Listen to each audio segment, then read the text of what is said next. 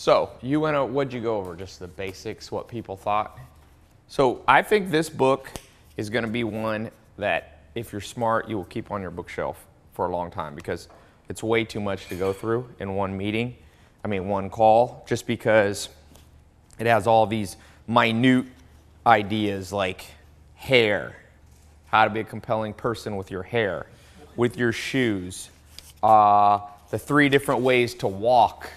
So you can walk head forward, hips forward, and heart forward. So if you walk with head forward, it's kind of like you're like Forrest Gump-ish a little bit. Like you're thinking a lot, you're kind of lost in your thoughts. If you walk with hips forward, it's more what women do to be sexy, where I'm not going to try to do it. But it's kind of like you see, it's like salsa dancing walk. And then if you walk with heart forward, projects more openness. It's kind of a weird part of the book because I'm not sure exactly which one. I guess it's what you want to project. They talked about style, how to be. So you have Mark Zuckerberg on one side, who basically projected that he does things his own way. Then you had the Kennedys, who were very stylish, created became kind of fashion icons. It has parts about, colors, what colors project. So I'm wearing a blue shirt, projects certain kind of messages. So the core of this book is that, it doesn't get too much into this, so I'm going to add this. Why would you want to be compelling? It's somewhat obvious, but it's worth. So basically, to be able to, this is what one of my mentors, Alan Nation, told me the definition of an entrepreneur, his definition. It's very similar to this, even though I don't think he had ever read this book because it wasn't out then.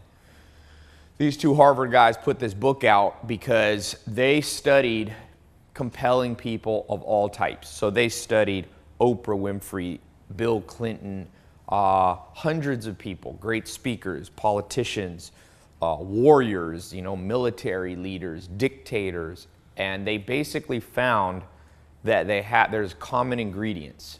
So if you can just pull in some of these common ingredients, your compelling factor, let's call it. So the X factor here, the real X factor, not the TV show, is how compelling you are. Because what Alan Nation told me is, Tai, the definition of an entrepreneur is somebody who makes the world in their own image. So, I talk a lot about the good life.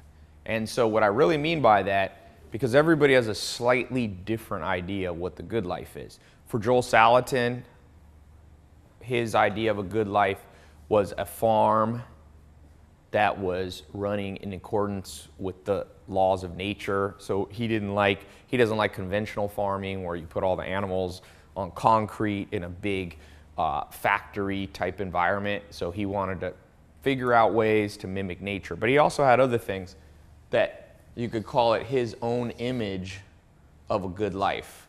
Okay? I'll add those words. Alan Nation didn't say that, but so for you, imagine if you could make the world in the image of what you consider a good life. To do that, and how Joel Salatin pulled it off, and how many other people have been able to pull it off, is by becoming compelling. So Joel also had other things. He wanted to grow old, he said, with his grandchildren playing around his knee, meaning he didn't want to alienate his kids. A lot of people alienate their kids, right? They grow up, you get older. I forget who was telling me about, I won't say the guy because everybody on this call will know him, but my friend worked for him and said, I don't admire that guy as much because none of his kids will talk to him. Even though he's a very famous guy, and a lot of people look up to this one particular man, he said that man's children don't like him. Now, I don't know why that is, that's irrelevant. Joel Salatin had an image in his life of what the good life looked like, and he's been able to pull it off because his son lives on the farm, has 3 grandkids who were there on the farm. Joel sees them every day. Joel wanted to, he's a teacher, so he travels around the world. So you should at some point, make your list. Now, not everybody has the same list. Like, you might not care about living in a farm. You might want to live in New York City or Abu Dhabi or Canada. Where are you guys from? Kentucky. Kentucky and Utah/South Carolina. Utah and Here. and LA. Okay, so we have people, but the common thing is you will make up some definition. So, I made up this definition kind of when I was thinking it through for myself. So for me, for example, health would mean basically the simplest form of health. When people look at you, do you look like your health is degrading, or everybody's health degrades eventually? We all die. That's an inevitable fact of God and nature. But do you look like you're thriving for where you are? Like, I was looking at, I met Arnold Schwarzenegger the other day at his movie premiere for his new movie, Maggie. He's, I think, 68 or whatever, and he looks like he's thriving. You don't see many 68-year-olds like that. Even, I was watching, where's Zach?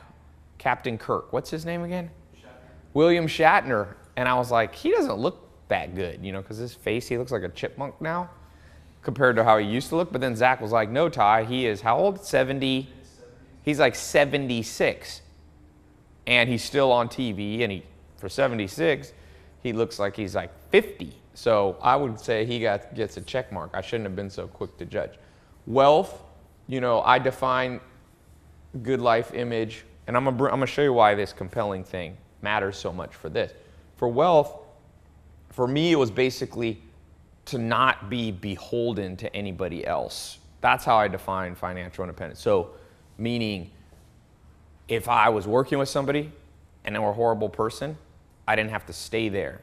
I didn't have to stay in partnership with them, or I didn't have to, if I was on a trip and all of a sudden the plans change and I need to go back home, I didn't want to be stuck there, right? Like, oh, I don't have any money, so I can't. So for me, it was really, from a little kid, I always liked to be free.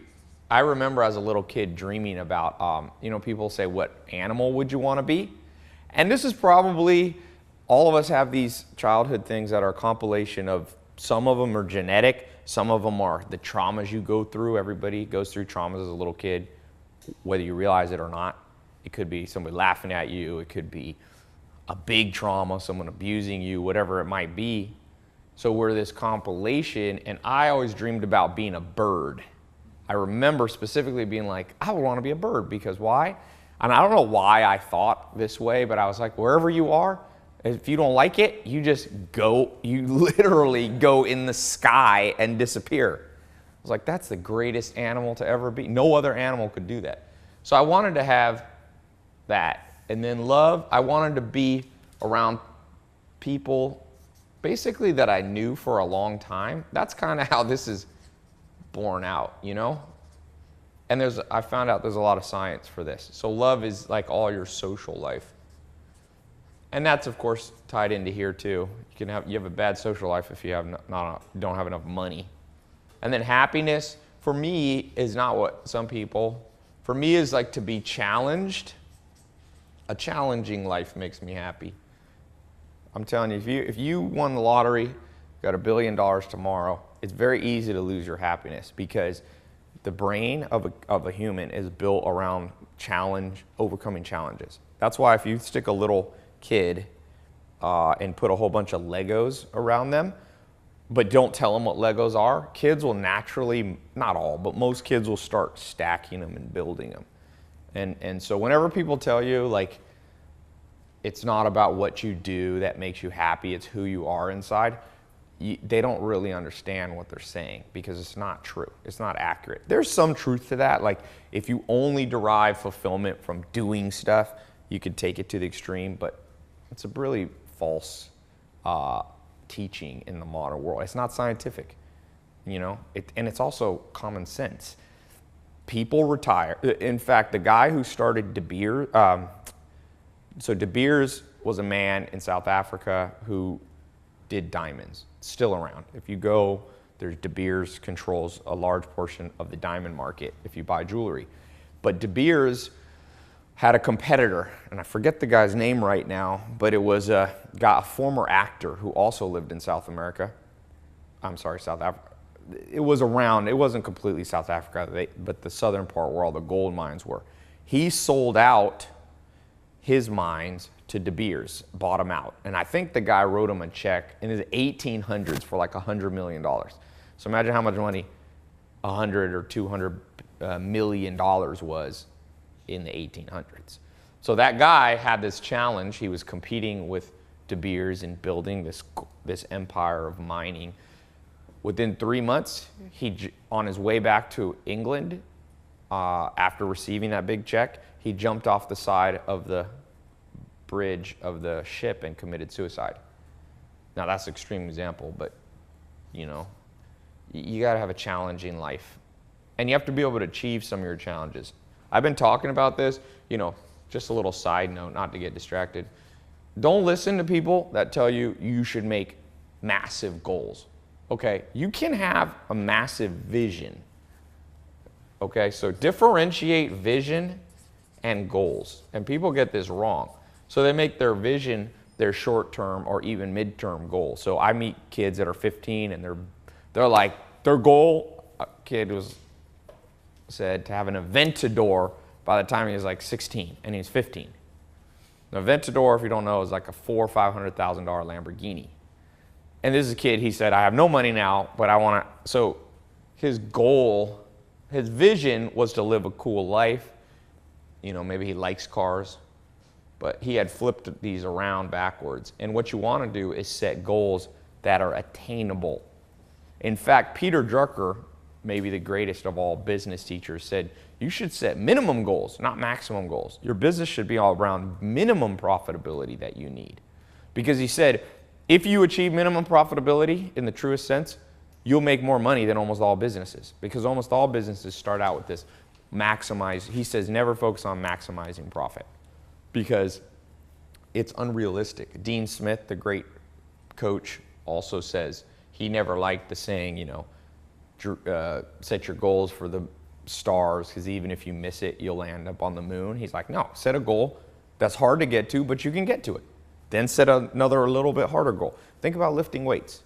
You walk out, if you guys are at the conference, Rome was he's the guy that comes and keeps order. If people try to ask me too many questions, he's a big guy, 6'6", 305 pounds, and muscle. He's not fat. I was at the Clipper game with them, playoff game the other day, and we got in a kind of argument with the waiter because they wouldn't bring our water. They were being stupid and slow. So the manager was like super mad and came down to our aisle, and Rome doesn't fit in the aisle, so he has to sit on the edge on the aisle, and a guy came storming up, and then Rome stood up and was like, what's wrong? And the guy was like, and Rome is a very compelling physical person, but I was asking Rome at the conference, you know, he benched about 550 pounds at his peak, and now he benches like 480, but he said he started at 250 pounds. So he had a goal at the beginning, you know, get to 270. If you start out with so his vision might be one of the strongest guys in the world. That's a vision. But to get there, if you put 500 pounds on the bar the first time you lift weights, you'll probably have serious damage to your tendons here and not be able to lift for 1 year. You know, you'll tear your rotator cuff, labrum, whatever it is. So you want your happiness goals to challenge you, but be achievable. And then you set a slightly higher one, and then you go.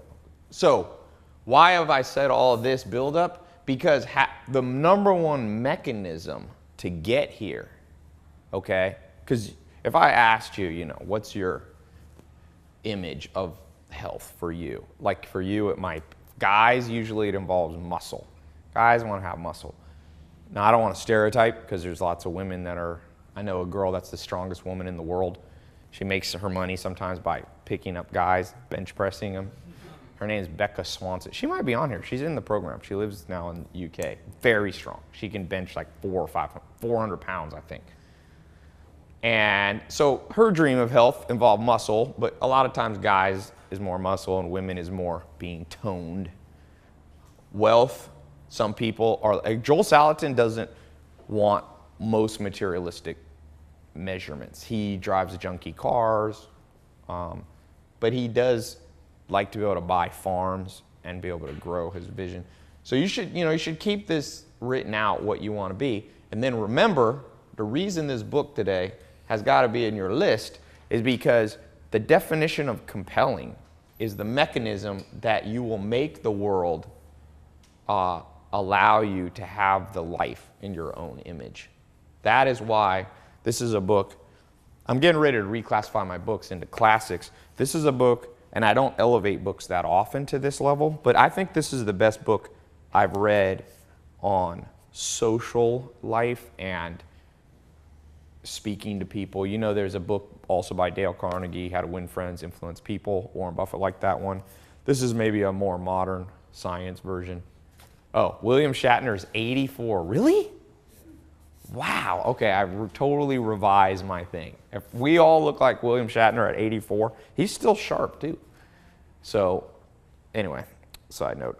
So this is a book you should read. So when I reclassify my books into classics, that literally means a book you read once a week or at the minimum once a month. So I think this is a book you could read at least 12 times a year. You might just read a few pages because there's a lot here to understand. And it's written by solid guys. These aren't, this is the book they read, by the way, at Harvard and Columbia. So if you want an Ivy League education, obviously it's not exactly the same, but some of the knowledge is a $17 book new. If you're in Canada, it's $19. And if you buy it used, it's probably $3, $5 maybe. So let's get into how being compelling will get you those things in your image. So we have to define what compelling is. Now, Maya and Renee hit on what compelling was in a certain sense. So the mechanism of being compelling is driven by some forces. One of them is strength, okay, warmth. But then these can be broken down further too. So we'll break these down a little bit further. So when you walk in a room, each of you walk in a room, if you've gone through the 67 steps, I have that lesson called on Descartes, the philosopher, which is how you should use math to help you understand the world. And the simplest way is just the 1 to 10 scale, okay? You should use that 1 to 10 scale all the time. So when you walk in the room, Yasmin, on a 1 to 10 of strength, okay, what do you think you project? We need you in the camera. You have to get in the vision there. When I call you guys, yeah. Okay, so 1 to 10. Yeah, no, you can look there. What would you say for strength? Meaning like they know you're there, they're maybe not intimidated, but you're definitely a known force of nature. 7. Okay, 7. Now warmth, that means they know that you feel their pain and you are likable and social and bubbly and all that. The other half of the math? Yeah, 1 through 10, what do you think you are in that one? Zach, I see you. For warm. I'd say an 8. I'm pretty warm. Yeah. I hug everyone. I love everyone. Yeah, in fact, I would say you're more like a 5 of strength and you're more like a 9. You're people like you. Let's ask a guy. What are you, 1 through 10? Strength. Can you hand the mic? And then look at the camera there. I'm a 5. 5 of strength. Warmth, what are you? 7. 7. Yeah. Okay, so you tend to be more warm, okay. Now traditionally, this was associated with masculinity, right? And this was associated with femininity, okay? Can't see mine. Self. All right, so, but it doesn't have to be that way. Now, the question is, and if you saw my tweet this morning, I was reading Machiavelli. Everybody heard of Machiavelli? He wrote the book, The Prince. So he was a fallen. It's about basically fallen from power, trying to get back to power. What are the lessons you need? And there's a famous question in there. It says, let me actually get the whole quote for you, because it's a great quote. It's a good one to write down. He says, he's talking about, should you be feared or should you be loved? Right? If you want to be compelling, a force of nature where you can compel the world to give you what you want out of life. Remember on the page before, I was saying all the things Joel Salatin wants, what I want. You got to be able to impose your will on the world somewhat. And the only way you'll do that is through the combination of these two things and some sub things. So here's what Machiavelli said specifically. He says, whether it's be better to be loved than feared or feared than loved, one should wish to be both, but it is difficult to unite them in one person. So as you can see here, both of you have kind of a big difference between them. So you have these two forces. I always say it's kind of like this. It's like being a saint and being Al Capone, the mafia guy, right? So a saint has a lot of warmth. They care. We call a saint. There's different people throughout history. Let's take Florence Nightingale or somebody like that. Somebody who, fed the poor and gave to the injured and sick. She was a nurse. Nursing industry is based around her in Civil War. The more she would be loving, the less you would be afraid of her, right? And then let's take someone on the other side. Al Capone. There was a stage in my life when I studied like the mafia. And Al Capone at his peak in Chicago was such a powerful man that he walked, and he had so many police bribed to not bother him, okay, that he walked into a courtroom with all the police there, all the press there. He walked right up to the judge and started punching him in the face. And then he turned around and walked out. That's how feared Al Capone was.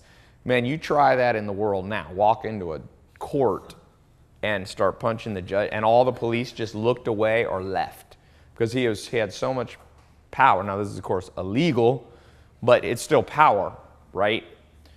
The more Al Capone becomes Al Capone, the less you're going to be like, you know what? That guy kind of reminds me of Florence Nightingale. He's such a lover of life and humans. He's not. So what happens here, and this is why you have to read books. That's why make sure you stay in this program. We're talking about stuff, by the way, that very few people will ever hear in their whole life, what you're learning today. Okay?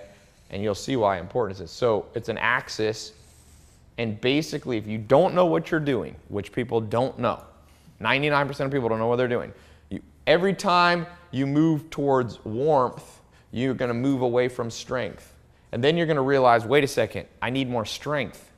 Because now, if you go too far on warmth, people don't listen to you. Have anybody here ever had the experience where you're too nice and people take advantage of you?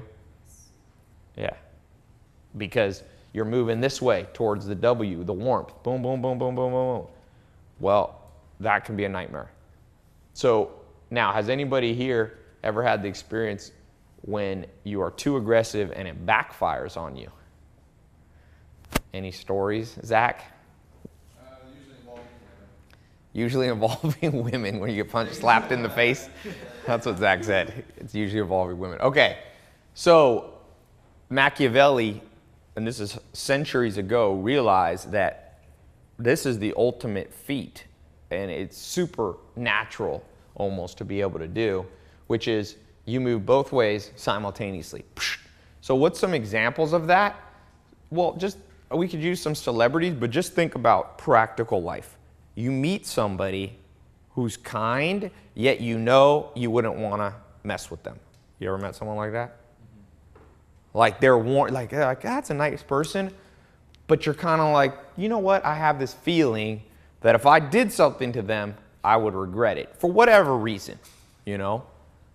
I met Bill Clinton before.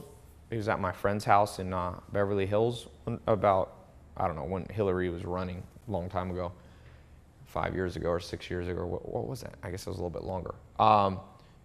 He has warmth, but he's also, well, he happened to have like 6 guys, Secret Service guys, who happen to have machine guns. They have Uzis under there. I don't know if you know that.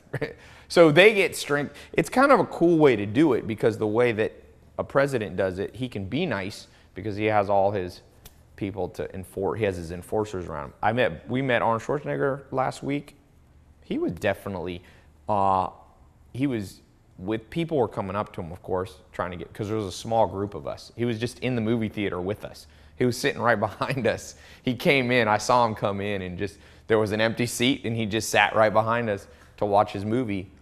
But you can tell with Arnold Schwarzenegger, and I saw it a little bit, because people were wanting pictures, but some people didn't have their photo. You know how when you go to take a selfie, and you're like, video, or it's facing the wrong way, and you could tell he was a little bit like, I'm gonna throw you through the window if you take too long. So people respected him and were getting their phones ready ahead of time. So, but yeah, he did it in a nice way. And he became, if you look at Arnold's life, a lot of people, it's funny, I posted, I haven't posted, I need to post the picture, but I posted a little tweet that I met him, Arnold Schwarzenegger, and people were like, oh, of course, he had this affair he admitted to with his wife and all this stuff. There's very few people that have ever done what I said on the page before better than Arnold Schwarzenegger. He wanted to be this, number 1 bodybuilder in the world. He did it at 8 by 25 or 26. He had won like 8 times. He wanted to move to America from a little kid. He did it. I read, and I don't know if this is true, that as a young kid he wanted to marry a Kennedy because they were the most powerful family in the world. He married Maria Shriver, aka Kennedy. He wanted to become the most powerful politician in the world. He did it. He wanted to be he wanted to be the most recognizable actor in the world. He did it. He wanted to be the highest paid actor. He did it at one point. So now we move strength and warmth, okay? What is strength composed of? And it's different things, but it's a few things that you need. So the 2 things that I'll talk about here, one is ability. Skills, I call them skills. This book calls them ability. Competence, you could say. So have you ever met somebody who tries to act like they're in charge, but no one listens to them? Like you see that in the military. You see people, now I wasn't in the military, but a lot of them, I've been around it, and I've also seen it. Businesses a little bit have some elements similar to the military. So maybe at your job, a new person was hired, a new supervisor, someone above you, but they were just put there maybe because their dad's the boss or, for whatever bizarre reason, and they're not that good. What's your immediate feeling towards them? Do you want to listen to them? It's like you don't want to listen, I had that scenario once when a guy came in and someone said, this guy's in charge, and you could just see the whole group be like, who is this person?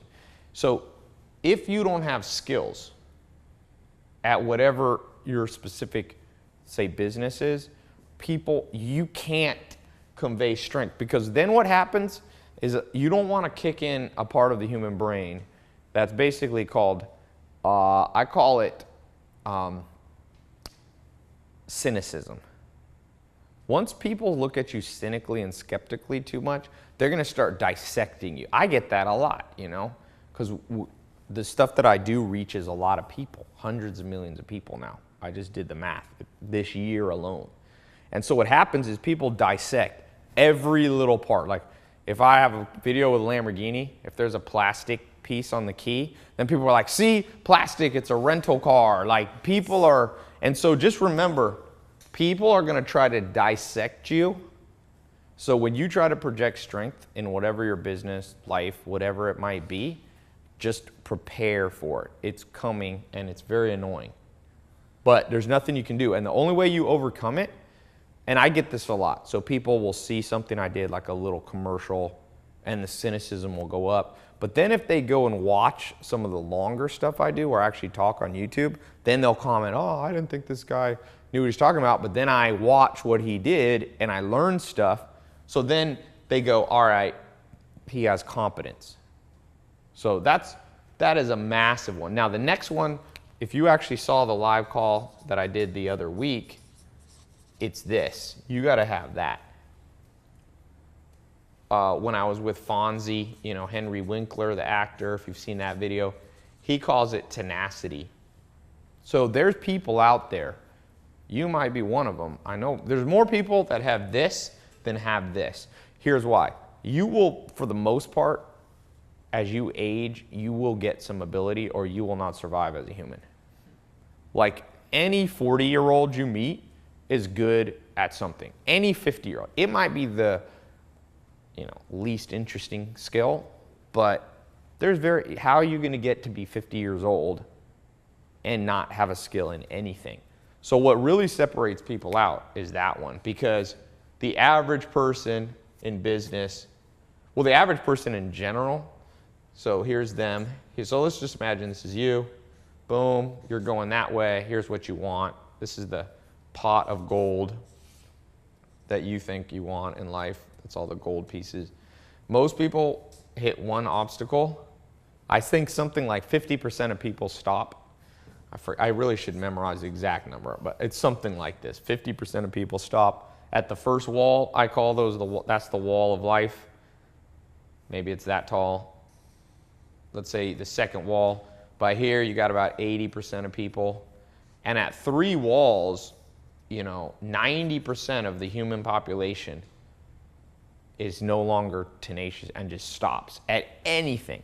Dieting, working out, going to a boxing class, making money, starting a business. Just go through it. So they end up, there's probably about 7 billion people standing right here in front of the third wall of their dream, whatever it might be. Then you get some people who are, and about 10% of the population is tenacious. Now, what makes you have this? It talks about this in his book. Generally, people with willpower show up very early in life. So 5 years old. The good news is, let's say you didn't show that at 5 years old. I don't know what you were like when you were young. Okay, you can cultivate it. So and it's basically exactly like weightlifting. You lift a little bit of willpower, you take a little obstacle, you achieve it, then the next week you do a little bit more, you'll feel sore just like it. You're like, oh, I'm so stressed, that was so hard. And then you stick with it. My dad's a professional bodybuilder. To get noticeably really big without steroids takes like 3 to 7 years. Anybody who tells, like, if you read books that are like, you're going to put on massive, it's hard to put on 5 or 10 pounds a year of lean muscle, right? If that's your goal to be like a big, I was more of a basketball player, so I never want to be too big or you can't move. But if your goal is to be big in willpower, it's probably the same trajectory. It's probably so if you're naturally now pushover or weak-willed, which most people are, so if you're watching this, the odds are you are, even though people, if you're coming on this call, you're more likely to have willpower or you wouldn't even be here. So ability and willpower. Now, let me pull up a few things from this book that I thought were great about this. So, by the way, a cool thing, the word charisma, okay? The ability to master the tension we're talking about, to project both strength and warmth at once, are so rare that we celebrate, elevate, and envy those people who manage it. We even have special names for this ability. The ancient Greeks called it the divine gift, from which we get the word charisma. So if you've heard charismatic leader, that word, apparently, I didn't know this, means divine gift. Today it goes by different names in different circles. It's called leadership potential in the modern workplace, cool in social settings, and even just it in the entertainment business, as in she's got it. And it's actually, this is great. I was reading another book. Can't remember what it is. Oh, I know. It was a textbook. One of the things, if you want to project strength, it doesn't talk about this in this book, but think back when you were, especially guys, and I think this is for women too, when you were like 12, 13 years old, what made a kid cool? Try to think of it. Anybody? Or a girl. What did you call girls? Popular or something like that? Because people are very traumatized by junior high school and high school. It's the most, because you're forming your self-esteem and it's very competitive. Kids naturally are like chickens. There's like a pecking order. Everyone gets made. In fact, think back when you were in junior high or high school, you could pretty much know where you were in the order, right? Everybody? Yeah. What were you, Zach? We went to school, high school together for a few years. See, Zach was a class clown, which means humans immediately want to categorize themselves and others, right? So, but pretty much everybody in school knows who the most popular kids are, at least the top, and almost all the way to the point of knowing who the exact one is. And so what happened, this book also talks about every room you walk into, every restaurant you walk into, every business, when the business we're talking about, every client you talk to, is going to try to put you in a pecking order. I don't care how altruistic they want to be. It's a natural thing. So this textbook, which is not, it's in my reading list. I forget the name. It's a boring name, like On Personality Types or something. It says cool under pressure is almost the most esteemed value. Like you meet some, so like let's say there's, so the opposite of this is what psychologists call emotional instability. So I was trying to think back who was the coolest kid in school when I was in school. And I think they had that trait, like someone would come up to them and like try to knock them down a notch. Like, and that guy would just be like, just say one little remark back and just be like, and you could tell like, this guy's not even fazed by that, right? But a person who's like, and that emotional instability, psychologists say, is a key marker that you are not a combination of these. So remember this in business. If you're in negotiations, if you're hiring people, if you're firing people, if you're buying a business, if you're meeting with a customer and they're not ready to buy and you're like trying to be like, trying to get investors, you have to be cool under pressure, because that again isn't in this book, but it projects that you have willpower. Because think about it. Anybody whose emotional state goes away from baseline, they call this neurosis level, okay? Very quickly, we all know they won't have much willpower because everybody knows you're gonna have a lot of hardships. So if you meet a customer and they're like, well, I'm not sure we're ready to buy, and you're like, I just spent an hour with you talking to you, you will lose charisma, because that also projects that you're not warm, you don't care about them. Because one of the key parts, so strength is built up of basically these two factors. Warmth, okay, let me see if I'm missing one. I think that's the two that he says.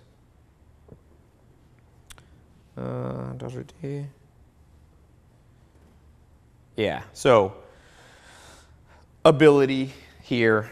This encompasses qualities like your physical strength, learned technical skills, deft social skills, and hard-won wisdom. Hard-won wisdom, meaning like scars. Everybody, if a speaker comes on stage, it's a business speaker, and he tells you, hey, I started a business, I made $1 billion, then I lost $9 billion, then I came back and now I have $10 billion. You're gonna listen to that story. That's, by the way, the story of Donald Trump, right? You're gonna have respect for that story, hard won. That's why it's hard to be successful very quick, because people, when you get up and tell your story, no one wants to listen to a story like, yeah, you know, I graduated from college and this is my first business, so you should listen to me. People are, that's just not, we're not built that way. So, so social skills. Now, will is the strength of character it takes to act. Will manifests itself in a commitment to move forward. Gandhi put it best. Strength does not come from physical capability. It comes from an indomitable will. Okay? Will. Now, the next thing, I think these are the only main ones. Yeah, there's, oh, I forgot one thing.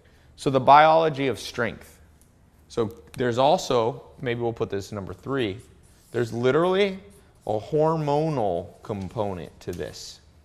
And this is why, like, different people in this room, and this defies gender, because sometimes people think women, but there's plenty of guys that come off more feminine than certain women, and vice versa. We all know women that act very masculine, men who act very feminine. Okay, so there's 3 main hormones that you have.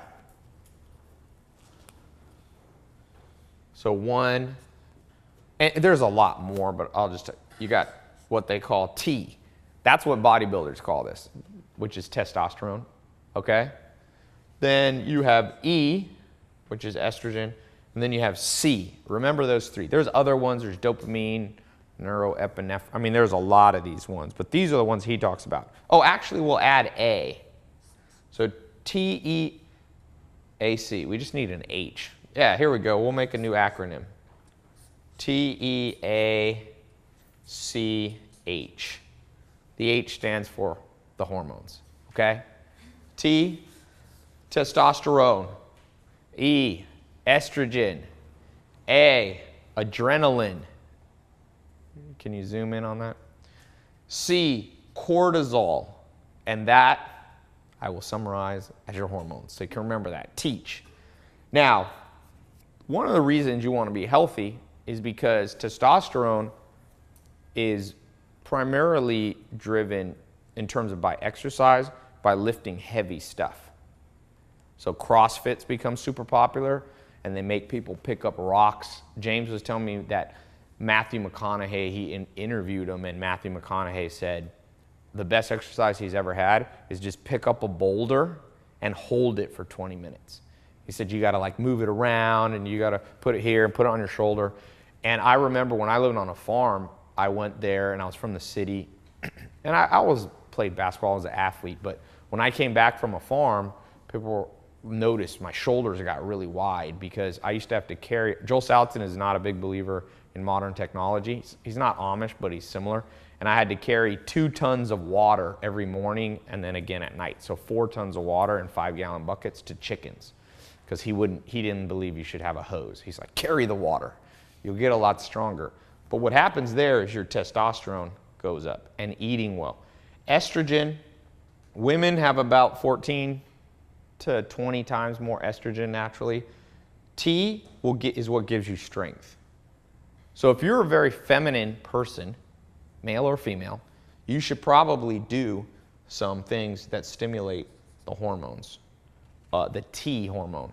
So probably lifting. And a lot of women, it's interesting, are liking CrossFit. Anybody here ever done CrossFit? No? Do they make you lift like tires and stuff? I have a friend who was always a chubby guy, and he went and did CrossFit, and he turned into a big guy. It was insane how quick it happened. So that comes, and it's interesting, mentally I think it's the same way. If you're very weak-willed, you should try to lift some heavy obstacles, because I think the same thing is activated. Now, I have a lot of testosterone. You can also look at your hand. I'll show you something cool. Everybody hold their hand up. So this finger here, okay, your ring, this is your ring finger, right? I always get those mixed up. People think I'm smart. See, I'm not very smart. All right, this finger is your testosterone finger, okay? This index finger, I believe this is called, right? Your pointy, is estrogen. So the difference between those fingers, and by the way, this is not palm reading. This is actual, you can Google it. The BBC put out an article. It's called, scientists call it index digit ratio. So this is not 100% accurate, but it is. I've tried it on my friends, and you see it being very accurate. So I have a big difference between these two. Okay? So you in your hand, so if we can point over here. So this is your estrogen finger, is pretty high compared to your testosterone. Yours is a little more like mine. Equal. Yeah, so you'll notice all three of the women here, put your hands up to the camera. Do your dominant hand. Just do if you're right-handed. So women, very common that they're about the same. Women have much higher estrogen fingers, almost always. But some guys too, one of my best friends, it doesn't mean you're a feminine guy. So some guys get very traumatized by this exercise. I show this and they're like, ah. It doesn't mean, it's not about sexuality or things like that. But what it does mean, it is a clue, okay? For me, I believe this hormonal component, for me, that if I want to be good in business, and I've seen this already, I naturally project strength.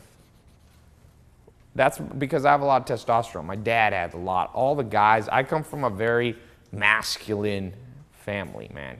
My family's not. I have 6 brothers, 1 sister. I grew up with my mom, got remarried to stepdad, and she had 3 boys. So it was 4 of us boys, and my stepdad is a big, monstrously big guy. He's 6'7", power lifter guy. My dad's a pro bodybuilder. My brother's a fighter. You know, my poor mom, 1 woman there, right? So I have to work on the warmth thing. That's why it's good for me to practice being funnier, because funny is a great way to be. I'm not naturally that funny. Like, I'm happy. I've done some conferences where, if you came to my conference in January, that was a very strength-oriented one. I didn't do one joke. I was like, pfft. And that's okay in certain dosages.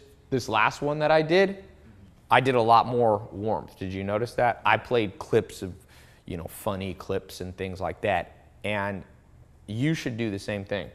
If you naturally don't have testosterone, you need to do some toughening up things. Just think of T as toughen, because that's actually what it does. The reason bodybuilders take testosterone is not what people think. It doesn't make your muscles grow in the way that people think. What it does, it makes you recover very fast. So if you lift heavy weights and you don't take a lot of testosterone, you'll be sore for like a week. If you're taking tons of testosterone, the next day, those guys are like lifting again, heavier and heavier. And so estrogen is exactly the opposite. And here's why on an evolutionary basis. Estrogen evolved primarily as a caretaking drug. I really say, remember, you are the victim of a drug dealer. It's your brain. Your brain is the biggest drug dealer ever. And for business, the sooner you figure this out and understand this about people, the more money you'll make, and the more profit you'll make, and the more impact you'll have, because you can convince people. That's another word for compelling. Persuasive, able to convince. So if you don't have a lot of estrogen, we'll talk about in a second how to do some warmth building. So you said you've been, what's your name again? Alexandra said she's in life been taken advantage of, you know, or like nice, and then you get taken advantage of. You probably got to do some T things, and you can literally do them mentally, physically, and emotionally. A is adrenaline, okay? So A and C, who here does not like public speaking? If you had to speak in front of 10,000 people right now, unprepared, would be a little bit worried. Heart would race. No? I get more nervous around a few people than a lot of people. Okay. So for the most part, if you speak in front of a big crowd, you'll get cortisol, a cortisol reaction, which, by the way, another time you get it is in traffic. Commuting it, and it's funny, today when I was driving here, every time I have to get here to do one of these live calls, there's always a tractor trailer truck backing through Sunset, blocking my way. And it was funny, I felt cortisol start to go up, and I was at, where were we? Oh, we were at the airport. Coming back, we went to see Bill Gates and Warren Buffett and Charlie Munger at the Berkshire Hathaway meeting this weekend.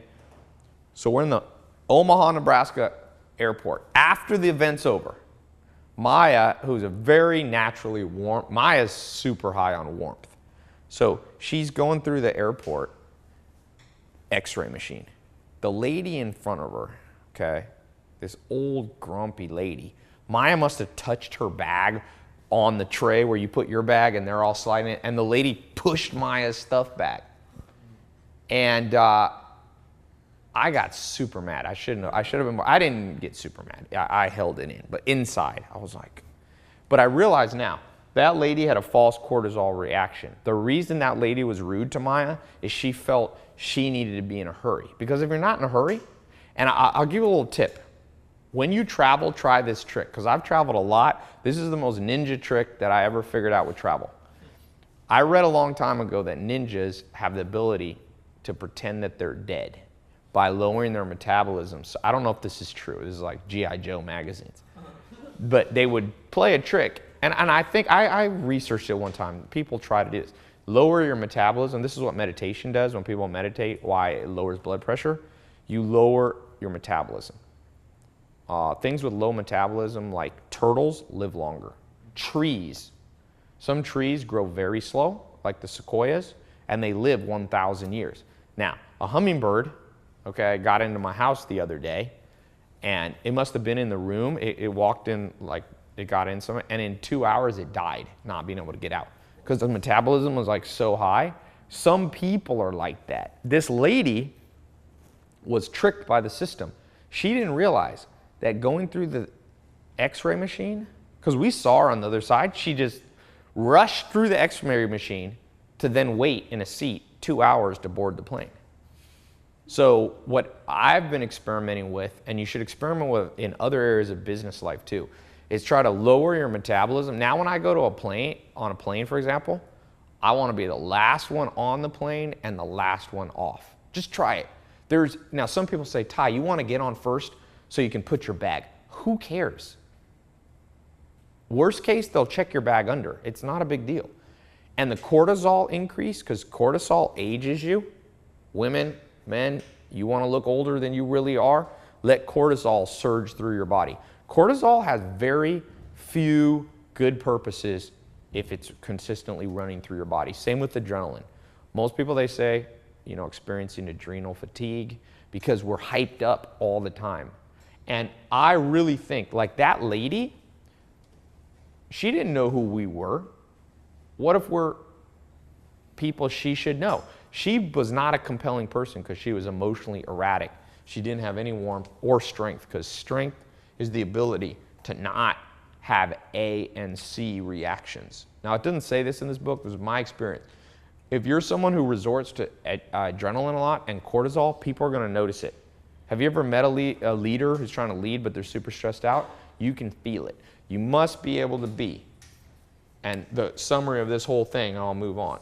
You got to be cool under pressure. There's a Swedish movie that just came out. It's called Force Majeure. If you want to watch it I think it's out of the theaters now. It wasn't wide release. We get all these weird movies here in LA. I think it was nominated. Was it nominated for Academy Award? Yeah. Did it win? No. So it was nominated. It's a very bizarre story, but I'll ruin it for you. Not really. It doesn't ruin it. It's not suspense. This Swedish guy goes with his wife to ski in like Switzerland with their family. And they're eating lunch at the beginning of the movie, brunch, and they're in, it's in the mountains, the Swiss Alps, I think. And an avalanche starts coming down the mountain. Now, there's a lot of avalanches, so everybody eating, nobody really freaks out. They're just like, oh, look at that avalanche really far off.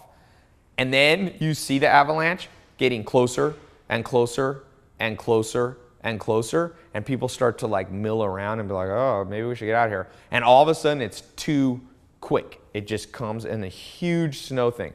And the dad, you see when the snow's coming, takes off running, leaves his wife and 2 little kids, and just sprints off. No, he grabs his cell phone and then runs. And the mom covers her kids. So luckily in the movie, it's not fatal. So the snow kind of comes and piles up. And the dad comes back about 5 minutes later and is like, it's like, is everyone okay? So the rest of the movie, and the main part of the movie, is the wife's reaction to a dad. And I don't know, if you guys were married and a guy did that, how would you feel about the man? He's a jerk. would it mess with your marriage? Because this whole movie is about how it messes with the marriage. Why? Because this guy hadn't read this book, which you guys are reading. Because what did he not do? He actually didn't display strength or warmth. He just did the ultimate no-no, which is be perceived as completely, self-centered. And the reason is he was not cool under pressure. So one little practical thing, and I literally say this to myself, be cool under pressure. And I actually think that's one of the quickest ways, and I'm going to write these authors of this book. I think they should have talked about that more. Because if you come out and people look back at you as you were cool, because cool under pressure is both of those. You're strong to stay cool, but in that case of that Swedish father, had he been like cool, and he would have grabbed his kids. And that's empathetic, which would have conveyed warmth. Cool under pressure. I call it cup. Say that to yourself every time. I said it to myself this morning when that tractor trailer, it made my life so much better. I was on my way to get here. I wanted to get here in time. I like Maya to do the beginning, but I try to get here in the first 15 minutes. And there's literally a tractor, and it was funny, the tractor trailer was backing into the Comedy Store and then not doing it right. So he's like pulling forward, backing up, pulling forward, and I felt and that's a stupid, mundane thing, but I felt myself getting all weird. And I was like, be cool under pressure. Because if that kind of stuff freaks you out, just imagine when life's real obstacles hit you, but you're going to be done. And people will never forgive you. It's just like that movie Force Majeure. I don't think that marriage will ever, I forget how the movie ends, but you don't want to be that guy or woman. All right, so now let me do something because I forget this sometimes. Let me take some questions. Do you have the iPad? So I'm going to take here, I want to take some questions about the book, anything we've talked about, how this relates to business, or you can ask questions about anything that you've been doing. If you're going through the other parts of the business program and you have questions on anything, let's just take some questions. Then I'm going to do the second half, and then I'll take some more questions, and we'll wrap up. So Ben, is this the, oh, here. So let me take some questions. You can just leave your questions right below the video here. All right. One thing, by the way, when you do public speaking, a great tip, and it comes back to that cup, be cool under pressure, speak slower. The number one thing that I see people do wrong when they give like an investor pitch or customers, they talk like, ba-da-da-da, and what you're projecting is that I'm not strong. And I got to get this out. People cool under pressure. Watch Bill Clinton, you might not like his politics. Some people, he's either loved or hated, but you have to admire his speaking ability. Obama does the same thing. All these presidents, Bush, Ronald Reagan, they were like very slow. When they needed to be slow, speed up. But going a little slower projects a lot of strength too. Can I please recommend a great book or book on the subject of basic personal finance? That's a great question. You could read Rick Edelman. I'll write that down. There's Susie Orman's, okay. I don't agree with everything she wrote. Rick Edelman has some good books. Of course, Dave Ramsey's pretty well known. So any of their books. Also, Tony Robbins. I haven't read his book yet, but everybody seems to like it. He wrote a book on finance. Someone said, Ty, how do I generate customers locally, literally no customers at all, get them to join my list? Do I do a one-on-one free session and learn their needs and desire, create a product and powerful marketing and sell to them? Also in terms of creating business, should I start there? I'm trying to build an information business because I don't have any capital. Okay. You said I haven't been through all the 67 steps. Here's the thing about that question. Going back to the business basics. To have strength, you got to have ability. To have ability, you need a combination of natural skills and built skills. So you got to figure out, don't just try to make money. The world will not, I was talking to somebody, I said, this is how most business people see the world. By the way, if you haven't read The Essential Drucker by Peter Drucker, chapter 3, that's the chapter you have to read. I just reread it. You should read chapter 3 of The Essential Drucker probably once a week for the rest of your business career. It's the greatest chapter I think I've ever read on business strategy. And I'll summarize it. It's too hard to summarize. It's very dense. But one area of it that's important is, so here's most business people, okay? And they're the center of their universe. And so they come up with something and they expect, here's all the rest of the 7.3 billion people here. And they expect people, and you can try this, go to the local mall. So I should film somebody doing this. This is a good experiment to show what I'm talking about. And yell out in the middle of the mall the great idea you have, okay? And just see people's reaction. People are not going to come up to you and go, I want to buy it, because they're in their own world with their own wants and desires. So the biggest mistake you can make is just say, I like Cheerios, so I'm going to make a competitor with Cheerios, call it Wheatios or something, okay? And then the whole world, or enough people in the world, are just going to flock to my business idea, and the next thing you know, I'm making millions of dollars. It doesn't work that way. This book is actually very appropriate for that question. You have to be compelling in your business. And the PVP formula is one of the formulas that I teach in business. The first P is your product has to be, I put underneath there, that's P for product. It's got to be D and C. D stands for differentiated. It's got to be a little different, or people are going to buy from what already exists. If you make a fast food place that's exactly like McDonald's, it looks the same, and instead of the Big Mac, there was that movie with Eddie Murphy where it was called, what was it called? The Coming to America, where the guy copied McDonald's. It was called McDowell's. That's what it was. His name was McDowell. So he had the McDowell, and instead of the Big Mac, he had the Big Mick and all that stuff. That works a little bit, but not as well as you think, because it's not differentiated. But the C, it's got to be compelling. That's what this book is about. So how does it compelling? Going back to strength and warmth. Strength, it has to be built around ability. And then the warmth comes from it fulfills and satisfies a need that humans have. But if you just try to say, I want to start a business, and it's not built around your natural strengths, you're probably not going to pull it off. You're probably going to be sitting here yelling, and no one's going to react. So to answer your question, you must go back through the stuff that I talk about, business destiny. You really got to define that, okay? Then you'll be able to generate customers locally and globally. This is the hardest part.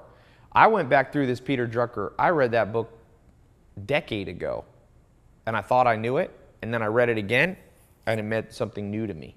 Read chapter 3 of that Peter Drucker book. That's a good start. Okay, someone wrote, that's amazing, cool under pressure is what I wrote, doing the Warren Buffett exercise on the type of people I'd invest in.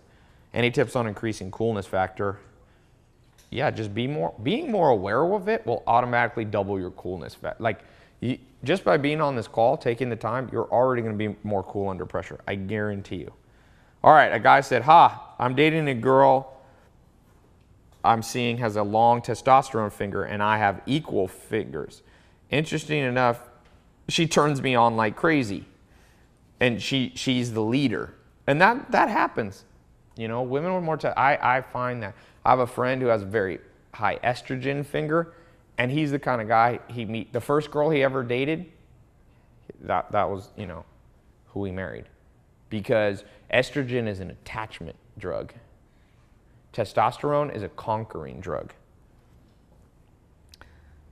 And Patrick said, I'm hopeful that person wasn't from Omaha. They weren't. They were leaving. The people who are most likable were the people that the people also listen to. Yeah, you have to be, yes. You can just practice tenacity. I feel warmth is crucial in modern times. Yes. All right, one more question here. What's your favorite testosterone boosting activity? So for me, I try to do other ones, not just testosterone ones, since I have naturally more testosterone.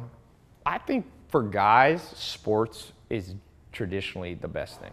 And certain sports have a lot more test, like martial arts is a really good one. In fact, if you saw my book list on my Instagram, I just posted a new book that I read on the flight called The Professor in the Cage.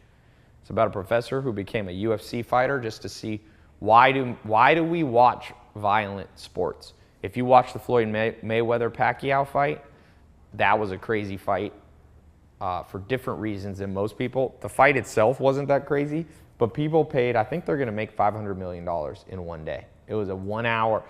I mean, the actual fight was about 30 minutes, and it made $500 million in 30 minutes. That beats, Avengers and Iron Man. 30, and it's not even 30 minutes. It's 12 rounds of 3 minutes. So yeah, I guess it's 36 minutes.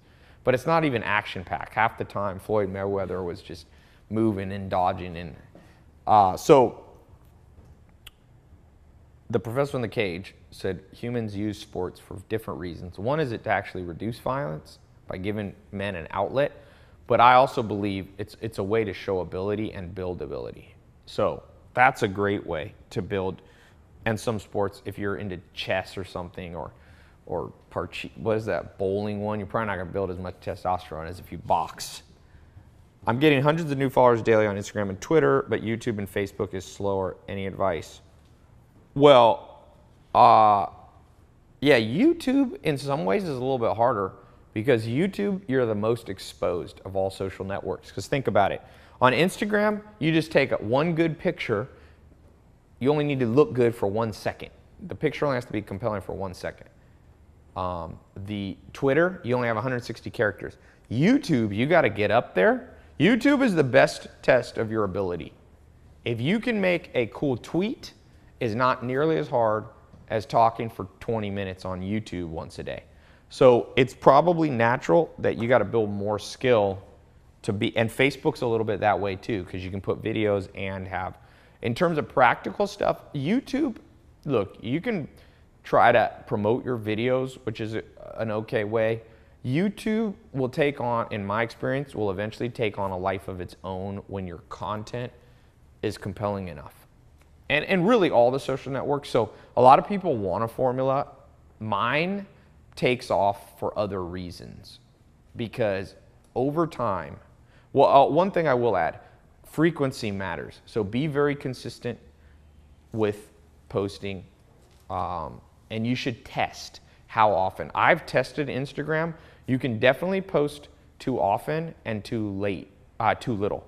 And for me, it's better, like I've found little practical things. For me, if I post to Instagram after 7 p.m. California time, it doesn't get as much engagement. It's really, because I have a global following. So if I post at 9 in the morning in California, that's noon New York, 7 or 8 in Europe. And so when I post at 7 at night California time, it's like 3 or 4 in the morning for half the world. So but you might not have an audience. Time matters, but not as much as you think. What matters the most on social, I'm telling you, if I met somebody that posted at the wrong time, it's the same with email marketing. So a lot of people that tell you email marketing, the most important thing is time and this and that and subject lines, and that matters somewhat. What really matters is the quality of what you're saying.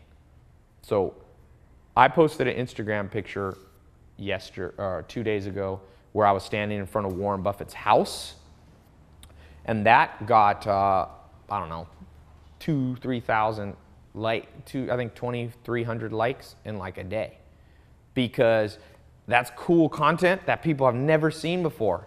No one had ever seen a picture. You know what's hilarious? People think that I'm saying I'm the richest man in the world.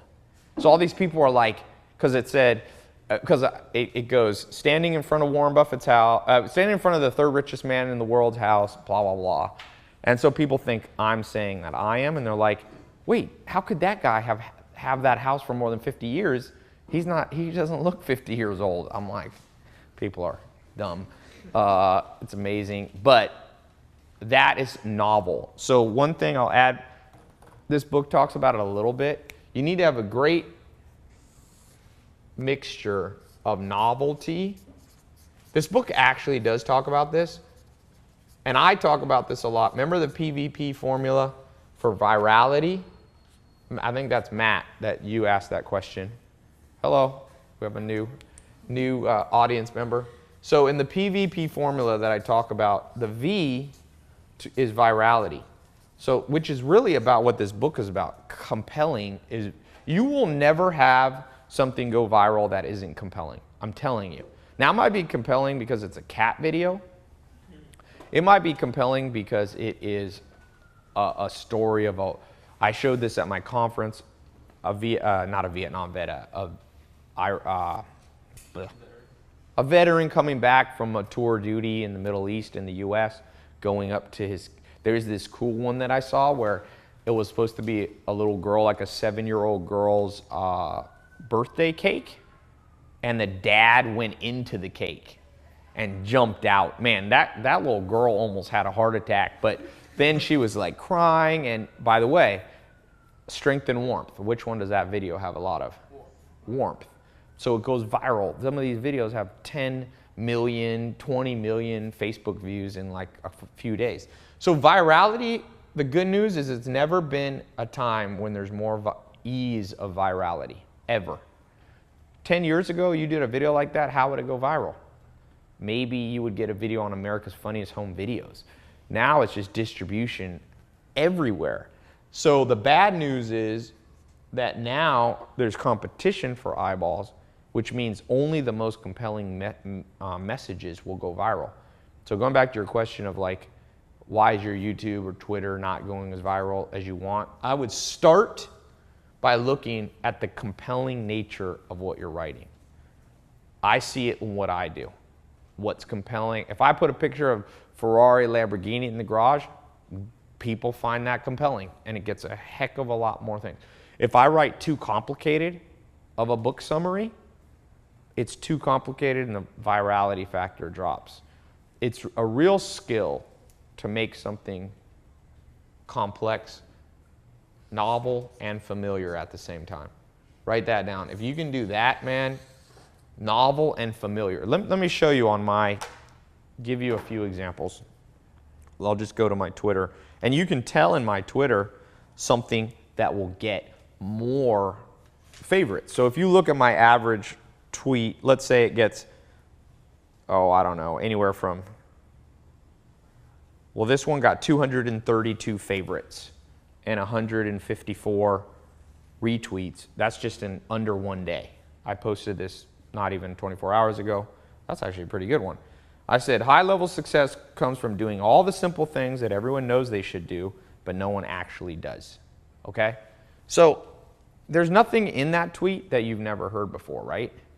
In fact, it's a little bit play on your brain because you might go, well, I already knew that, but that's what the whole tweet is about. So it's novel in the sense that your brain wants to go, I already know that, but then the quote is about what we already know we don't do. So that creates novelty, and people go, oh, and then they retweet a lot more. Now let's look at some ones. I'll show you if you want to do the opposite of this and get something not viral at all. I ask, you know how when you reply to somebody's tweet, it puts their name in it and then you reply? Don't do that too often on your Twitter, because if you've ever been on somebody's Twitter and you don't know what the heck they're talking about, it's like, you know, at Susie Q, yeah, right, and you're like, what the heck? And then you got to click into it and click it. Most people don't even know how to see the thread.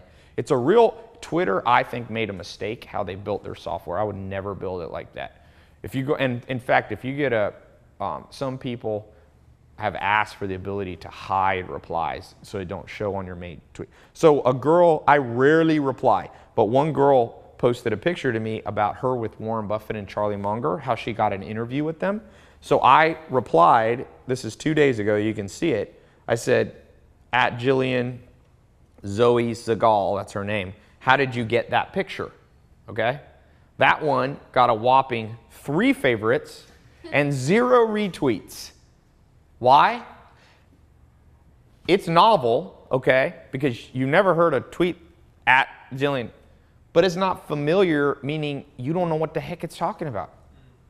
So you go from, the one below it is my Warren Buffett house picture, has 226 favorites in less time, in the same amount of time. So that's a factor of almost 80 times more viral. 80x. Imagine if you could have made 80 times more money. So very, very important. And it's a real trick. Sometimes the things that I think are going to go viral don't go viral.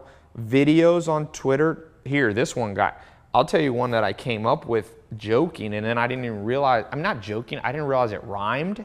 This got 275 favorites. By the way, that's a lot on Twitter. If you don't believe me, I almost sometimes get, well, I often get more than the biggest name celebrities do.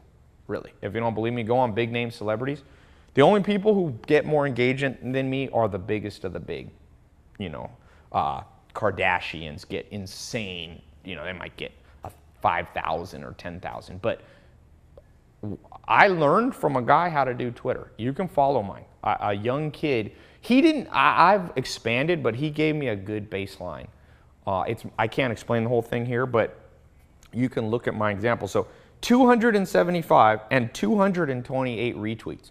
So the best messages have similar retweets to favorites. Some of mine will get a lot of favorites, not as much. This one is a really good one, 5 days ago.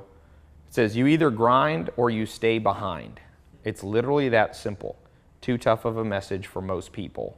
Hashtag not overnight. I was saying not overnight success. People love that, man. And I think it's a little bit novel. Here's why it's novel. It says you either grind or you stay behind. That's not novel. It's kind of familiar and it rhymes. And we've all heard like rappers like stay on the grind and stuff. But then I expanded upon it and added some stuff that you weren't, like I said, it's literally that simple. And then I added one more sentence to make it even more new. Too tough of a message for most people. So I kind of flipped it around mentally by challenging people like, you know what? You're probably not even tough enough to handle this tweet. And that thing went, 275 is a good damn number. I don't know what your Twitter's at, but try to get 207. And I don't buy, that's unpaid. I've tried promoting tweets. I have never had good success, so I didn't pay for that. That's 100% viral. I don't, some things I promote, some social channels, I've found good results. Twitter, I've not found. My Arnold Schwarzenegger one got 200. This is the least novel one. I said, I met Arnold Schwarzenegger last night. He said the secret to life is to prepare way ahead of time. Hashtag Arnold Schwarzenegger, hashtag prepare. 254 favorites. Here's what's interesting though, not as many retweets. So 254 favorites, only 104 retweets. So people considered it a personal message to them, but not good enough to share with their friends. Okay? So there's a lot. Social is changing the world because there's never been a time that you will have the ability to test easier. Man, to do these tests, you used to have the TV networks here, they used to have to spend $50,000 testing a concept. Now you can test it on Twitter for, free. If you get enough, you need enough people. All right, that's enough on that. But this is also, that's a good question, Matt, because this is all also about being compelling. And this stuff isn't in the book. This is my experience with this. Because to be good at there's two things Peter Drucker says you're going to have to be good at to grow a business. Okay? What happened to my marker? That's a bad one. All right. He says you have to have an innovation goal and a marketing goal. I thought this was a great thing because you're going to notice patterns. Innovation is novelty. Marketing is warmth for the most part. So your product is the authority, the strength. And then a lot of times marketing. If you look at Geico is a great, by the way, we were at the, in the hotel and Maya walked up to this. Maya likes to talk to very old men. She thinks they're funny. She says because our grandpa died before she was too young, so she never had a grandpa. So she likes to be around grandpas. And so there was this old guy with his wife, probably, I don't know, 70 or 65 or something. And Maya was chatting with them while we're waiting for the car. And he was the CEO of Geico, which is a very good, it's a powerful man to be the CEO of Geico. You're talking one of the most recognized brands. How did Geico become compelling? So insurance, literally the worst. And you know what's funny? Here in LA, there's all these radio commercials of local ad agency, local insurance companies. Do they copy anything from Geico? No. They have there's this one that I really want to call them and be like, you guys should hire me. I could fix your commercial. It goes, I can almost impersonate it. It goes, need auto insurance? We got auto insurance. You paying too much money on your auto. This is what it says. I counted it. It says the word auto insurance 17 times. It's horrible. It's like, have you guys heard that? It's on like the hip hop channel. Yeah, you pay more than $5 on auto insurance. You call us now to get auto insurance. Maybe it's working, but I was like, man, look at how Geico does it. Geico has the most warmth in their thing because they have, the camel. They've got the little Geico gecko. And Geico is a force of nature in the auto insurance business. And what does everybody in America know? What's their little saying? 15 minutes will save you 15% on your auto insurance. So they're really good at marketing, and they also have innovated because there's no agents. Like you used to have to go to a State Farm guy, sit down, or whatever, Allstate. All right, move on. I'm going to go through, there's a whole bunch of this book, again, I just wanted to whet your appetite for this book. I'm not going to try to literally, explain the whole book. Some other notes that I took. Let's get into some practical little down and dirty techniques. I talked about this at the beginning, ways of walking. The best thing to remember is have good posture. That projects, and here's a very interesting thing about posture. The biggest guy who talks about this is Tony Robbins. Okay, Tony Robbins loves this reversing and playing on your brain. So here's what you do.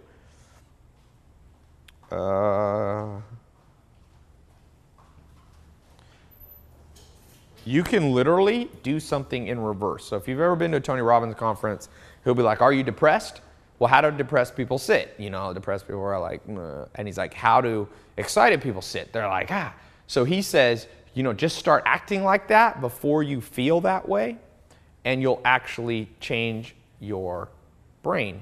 Now, a lot of people are doubtful that that's true, but these two Harvard guys basically, and I can't find it right now, there's a psychological, it's called embodied cognition. So write that down. This is a cool little thing. EC, embodied cognition. So if you don't feel strong, okay, act like you're strong, and your body sometimes will catch up. So it says, psychologists call this embodied cognition, where your body shapes your thinking process. The moral of the story is that high and low strength postures are so closely tied to the attitudes they reflect that they can run the circuits in reverse. So usually you think if you feel strong, you'll project strength. But this is actually saying if you project strength, it'll shoot up to your brain and make you feel stronger. And they've done a lot of science.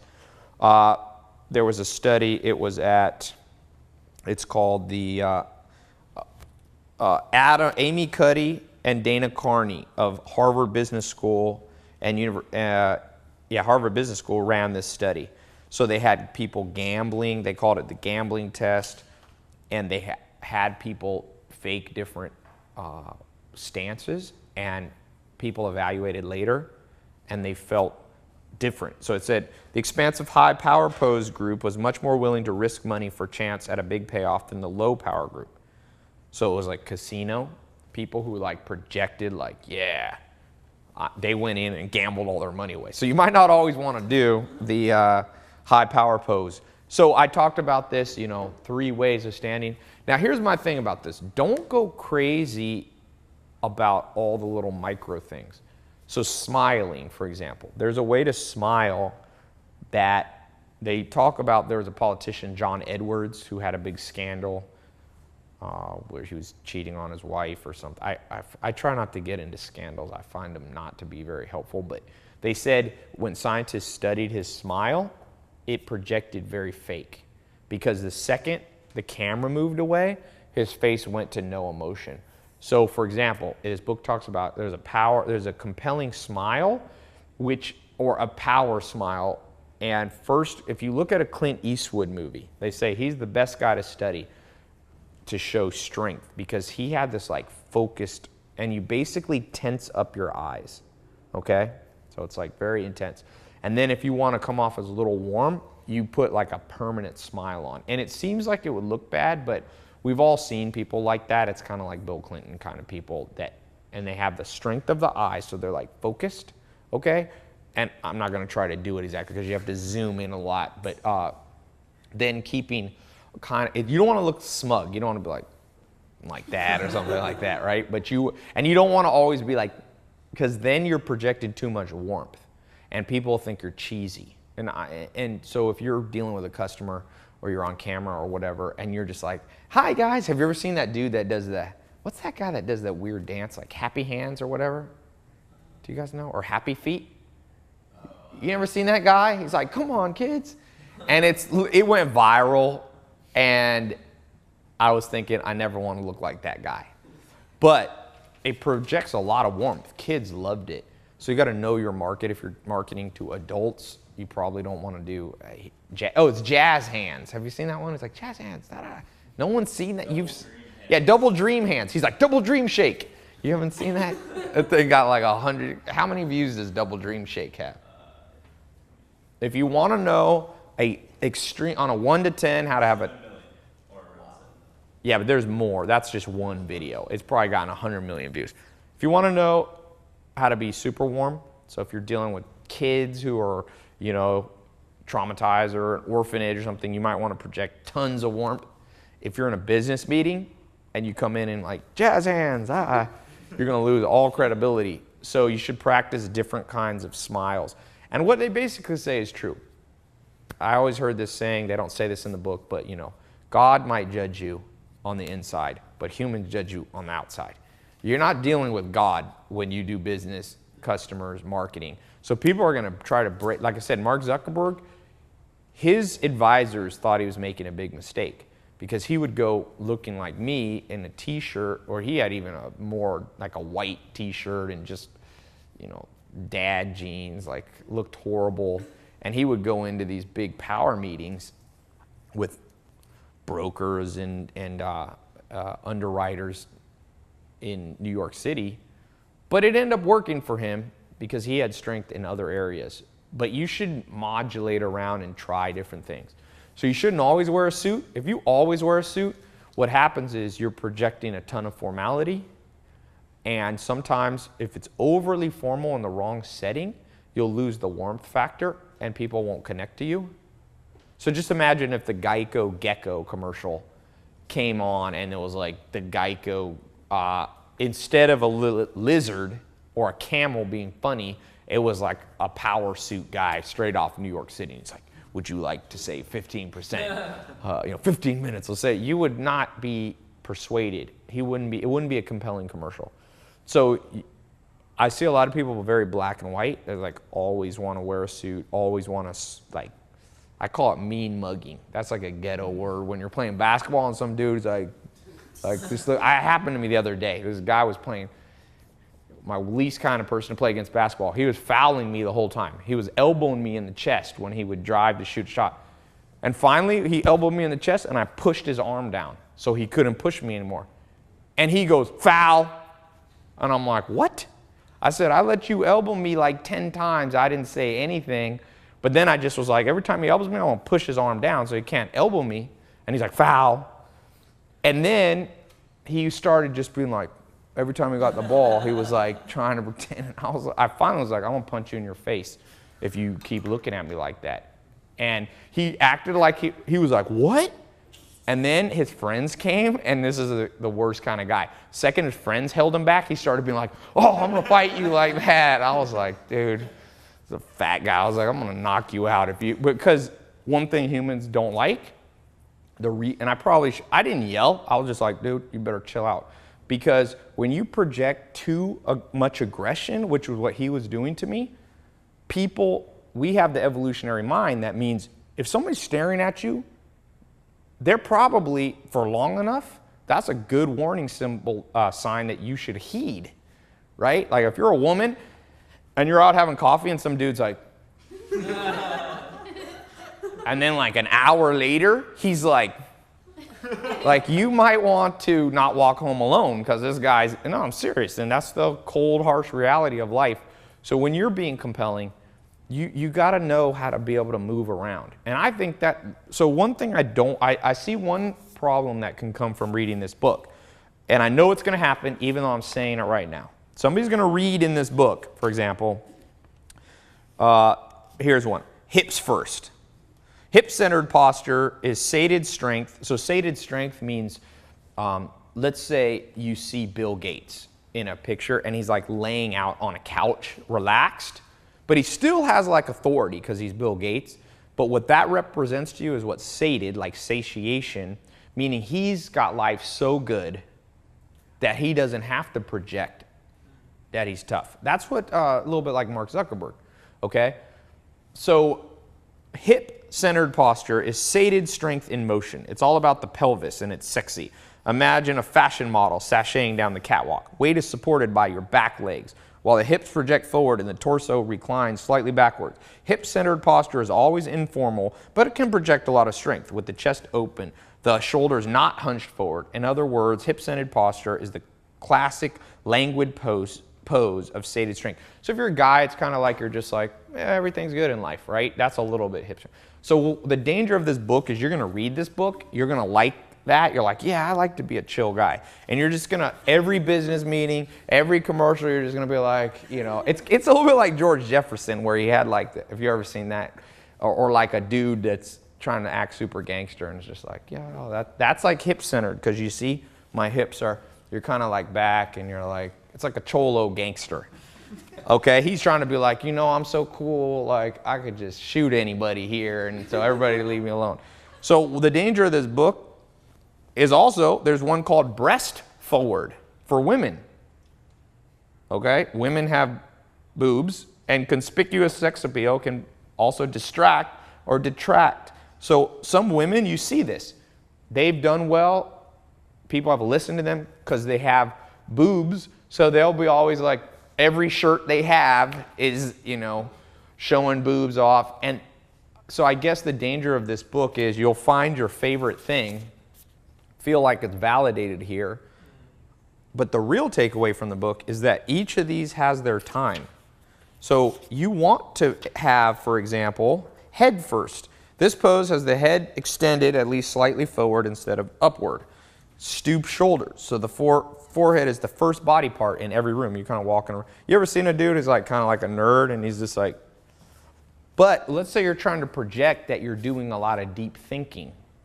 So you want to be, like you put a apron, like a mad scientist laboratory coat on. You might not want to be like walking like you're tough with the because it's not congruent. And one thing that makes commercials and any marketing you ever do work well is congruency. So when it's time to, you know, be nerdy and you're like deep in thought, you probably want to switch postures to be compelling. So imagine you're on stage and there's 1,000 people out there and you're like, you know what? I've really been thinking on something hard.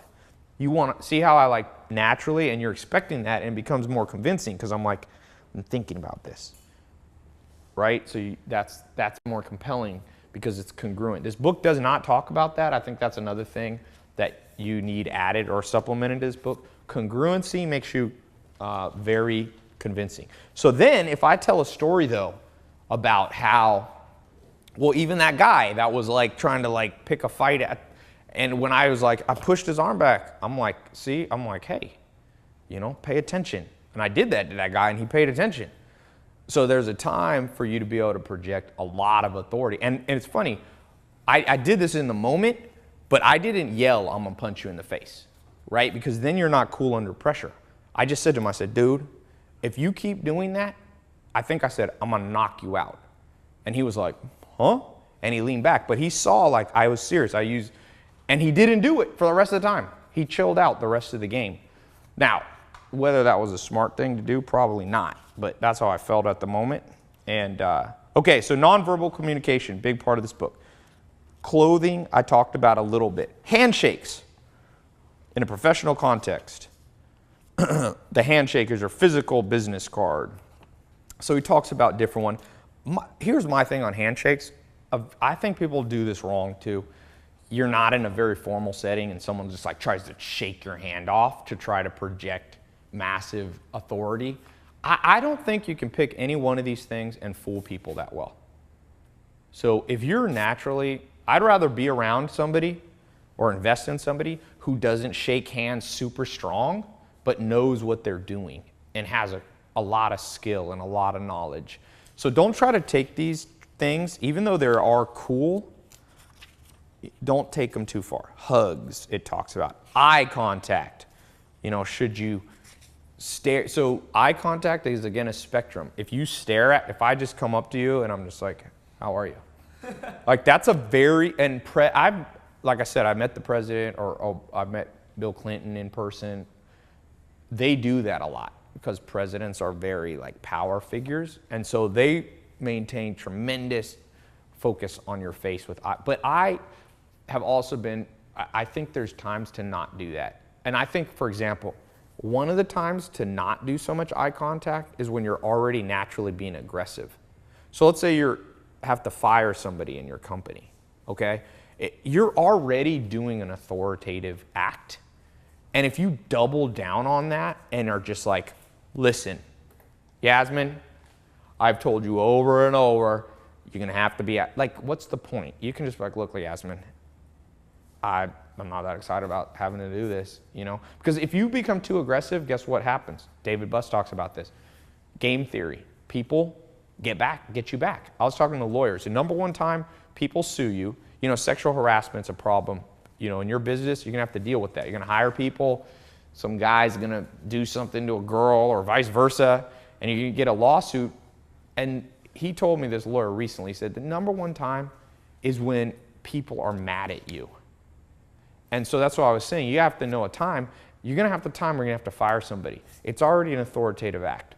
Why double down and just be? Because then it's too much on strength and not enough on warmth. They won't. People deep down know if they're not doing a good job. And if you let them go, that's strength. But you do it in a somewhat warm way, you're going to have less lawsuits against you. I mean, it's not a 100% guarantee. So my takeaway from this book is this is going to give you the raw ingredients, but it's up to you to mix them.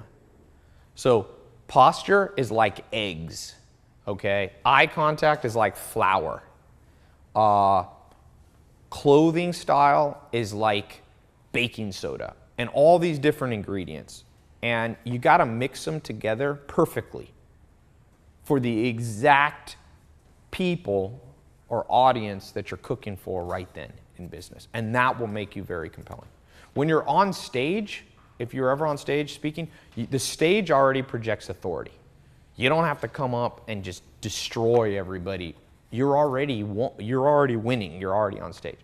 But, and I've had this in business. I had this very recently, 1 year ago. I went to, where did I go? Oh, I went to the Mondrian. It's right down the street. It's a famous hotel, and they have a bar in there. And so I walk in. This girl I know, it's her birthday, and she invited. She's like, there's some people you want to meet. So I walk into like my least favorite environment. It was 10 guys who were all LA entrepreneurs, California entrepreneurs, successful and blah, blah, blah. And they were just having, I won't say what we say because it's a family-friendly video, but they were having a contest of just blabbing away at who's like the biggest business guy there. And so this guy's like, yeah, so I've got my global company, da, da, da, da, da. And I was like, oh man, because I don't really love those ones where everybody's competing. I didn't know them. So I had no authority there because I walked into that room. It wasn't my party, okay? I wasn't on stage. I wasn't introduced, all right? So that was a time that I had to project a lot of strength, and it shut them all up. I forget what I said. I was like, I don't know. These guys were like, well, I just don't know. And I was like, well, 100 million people just watched my video. And they were kind of, because they were like, yeah, I got a YouTube, and like 1 million people. And I was like, well, 347 million people saw my video this year.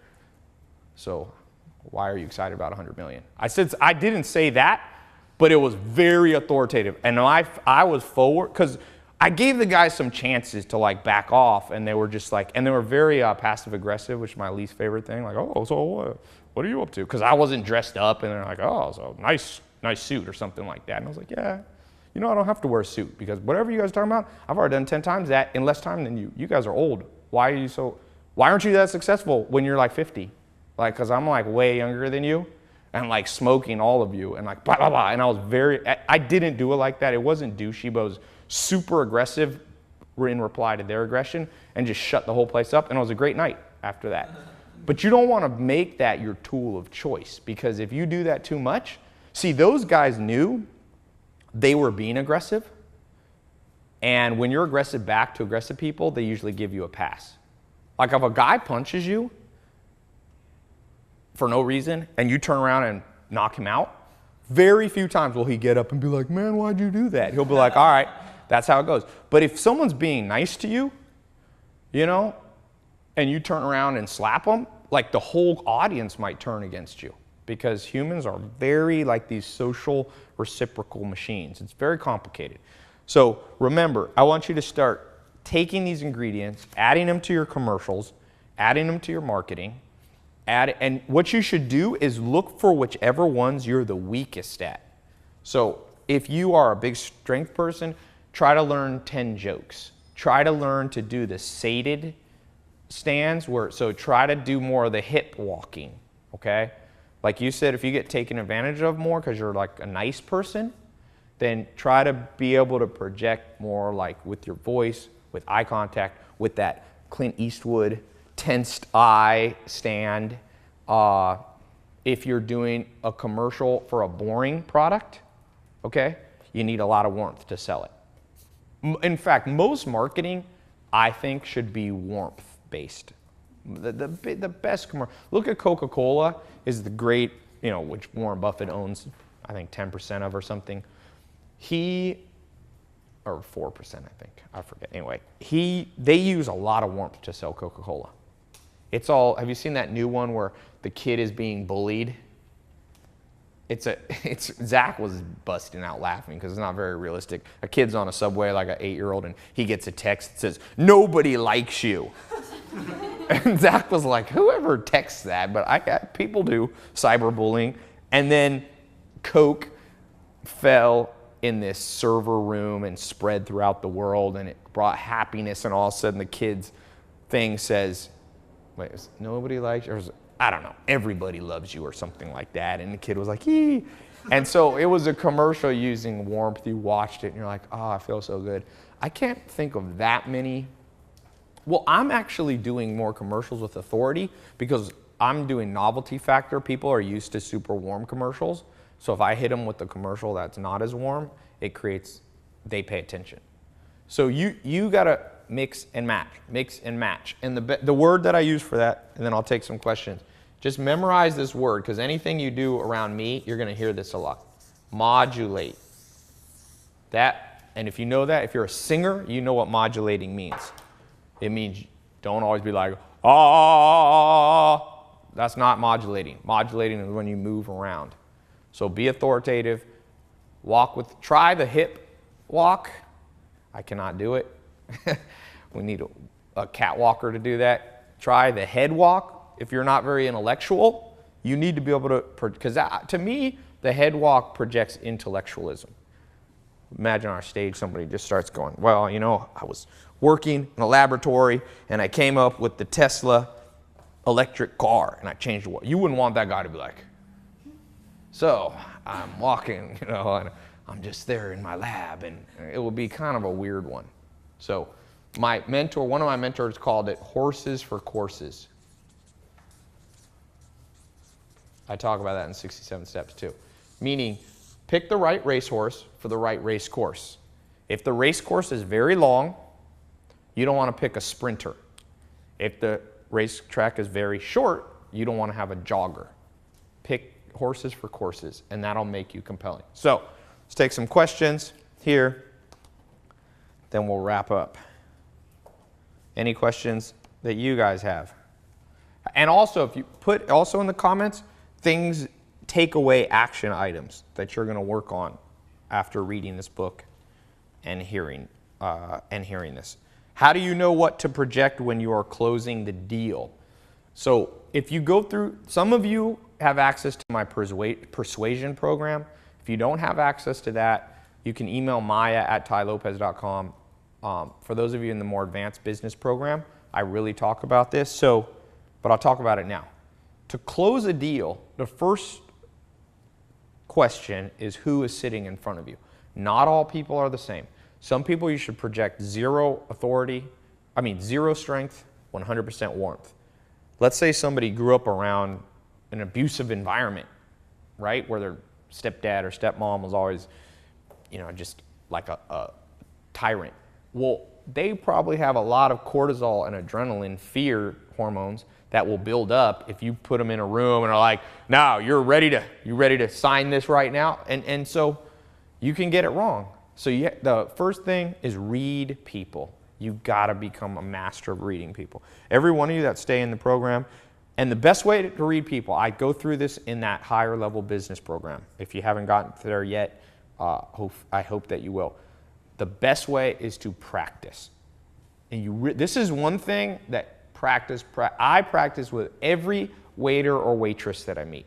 And if you ever travel with me, I took Zach and James and Maya. We went on this trip to Omaha, Nebraska. They've become, they start to act like me. Like they're reading. They're like, yeah, I think that person was a P person, which stands for practical or action social. You can add now, that person had a lot of strength, warmth. And what will happen is it's like any skill. You'll become a master of it. I've been doing it a long time, probably since I was a teenager. And so I can read people. Now, sometimes I choose not to because I'm in a hurry or feel selfish and I don't care about other people. But when I'm in a good mood or good place, I can recognize, and there's little traits, little, like somebody erratic, like moving. You can see some people are like shake all the time. They probably have a lot of anxiety, fear. Some people are weird. That there's 12 main neuroses in the world, psychologists say. A good way, by the way, unfortunately, to read people, it's easier to read people's negative things than positive. You can learn to read both, so the APA, the American Psychological Association, in their textbook, you have 12 neuroses. They call them, I forget what it is, neurotic factors or something. And you can group them into 3 categories. So you have dramatic, okay? These are negative, by the way. I don't mean dramatic like you're a good actor. Dramatic, eccentric, weird, okay? And then you have fearful. So there's obviously, and then they break those down more. So we all have our weird neurosis. I call that, in the 67 steps, I call that the 20% weird factor. One of my business partners, John, he said, when we hire people, we're never going to be able to get people totally normal. Because you really want normal people around you, trust me. There's good science. Dr. David Buss talked, I did a Lamborghini talk with Dr. David Buss. He talked about this a ton, how you don't really want to have any people around you that are too weird. That are too neurotic is the better word. Because weird is just one of them. So who you marry, who you date, who you have business partners, and even customers at some level. Now some customers, like if you own Walmart, okay, you don't have to interact with them, but there are plenty of customers that you don't want to have. So we all know people that are overly dramatic. Everything is bigger than life, and they should only be 20% dramatic if that's their weakness. We all know very weird people. I met someone Zach has an infatuation with observing weird people. We were in London for New Year's, and we went to see Taken 3, Liam Neeson's movie, which is it's the worst of the Taken movies. It's so bad. But we were outside giving our tickets, and Zach goes, "Dude, look at this couple. They are weird." And I've never seen him more focused on, it was this guy, the least weight I've ever seen on a man. I bet you this guy weighed 105 pounds. He was so skinny. He had like tight, they looked like a vampire, both of them. They looked like a vampire couple. And he had these tight pants that only went to his his ankles, they were high water. He had a purse he was carrying. He wasn't gay though. He had a purse. And the girl, he goes, dude, she looks like those Asian horror. They were Asian. He goes, look like this Asian horror movie. She was just going, and she was combing. She had like hair, and she was going. It was weird. I looked. They were buying candy, and she was going. And he was like, it was so weird. Then he started, Zach at the end of the movie, he was like, dude, I think they've committed a suicide pact, and they're going to kill themselves in the movie. Because there was only like 5 of us. It was a midnight movie. So then after the movie, if you know Zach, he doesn't sprint and run. He's kind of like slow and off in his own world. That couple took off, and he ran after them video. And he probably has 1 hour of footage running after them. And I was like, he's like, they just walked like, it was weird. So we all know eccentric weird. They were probably an 80% factor, not 20. And then we all know fearful people that are just afraid of everything. You know? So the best way to start reading people, unfortunately, is to start identifying neurosis. So if a customer, you're closing a deal, if they're overly dramatic, you're going to have to be sensitive to that and try to take that drama away. Or that's a good example where you got to be cool under pressure. Most dramatic people, you just let them be dramatic and then they settle down. If they're eccentric weird, you're going to have to be cool under pressure because they're going to freak you out a little bit. Fearful, it's the same. That's why I said one of the overarching best traits you can have is cool under pressure, because that'll help you with all of these. All right, next question. Matt said he signed up for a yoga class on how to get girls. So Matt is like, one of the things he wants to learn from the business program is how to get girls. One person said, when it comes to getting new customers through persuasion, how do you balance being compelling while remaining trustworthy? So trustworthy, one of the things that'll make you not trustworthy is if you don't know what you're talking about. So don't sell what you don't know. That's one of the quickest things that will make people not trust you. Yeah, Jillian Segal wrote Getting There, a book of mentors. Yeah. She was, I'm actually talking to her now. I think that book's done pretty well. Yes, the most viral videos on the net, cat videos. Favorite, Grumpy Cat, who has an agent, manager, and film deal now. Yeah, I bought the book, Grumpy Cat. It's pretty funny. The head coach of the Brazilian Jiu-Jitsu program in my school used to be an accountant. Interesting. That'd be an accountant you want to make sure you pay your bills. Black belt. I've got an equal T and E fingers, and I'm a big, powerful guy, but come across as a teddy bear. Is my difference in what people see and what I deliver a detriment? Should I act more on strength? Again, it depends on the person. So it's actually big guys. So I had a bouncer, and Rome is a little bit like this. He's a huge guy, but he has like a jolly face. So I've noticed women really like him. If you're ever a big guy, the worst big guy to be is big and menacing, because then women are like, that guy's gonna kill me. And I had a bouncer one time. I had 2 bouncers. One was 7'2", and one was 6'11". The 7'2" guy was out here the other day. You guys might have met him. You guys met him, right, Chris?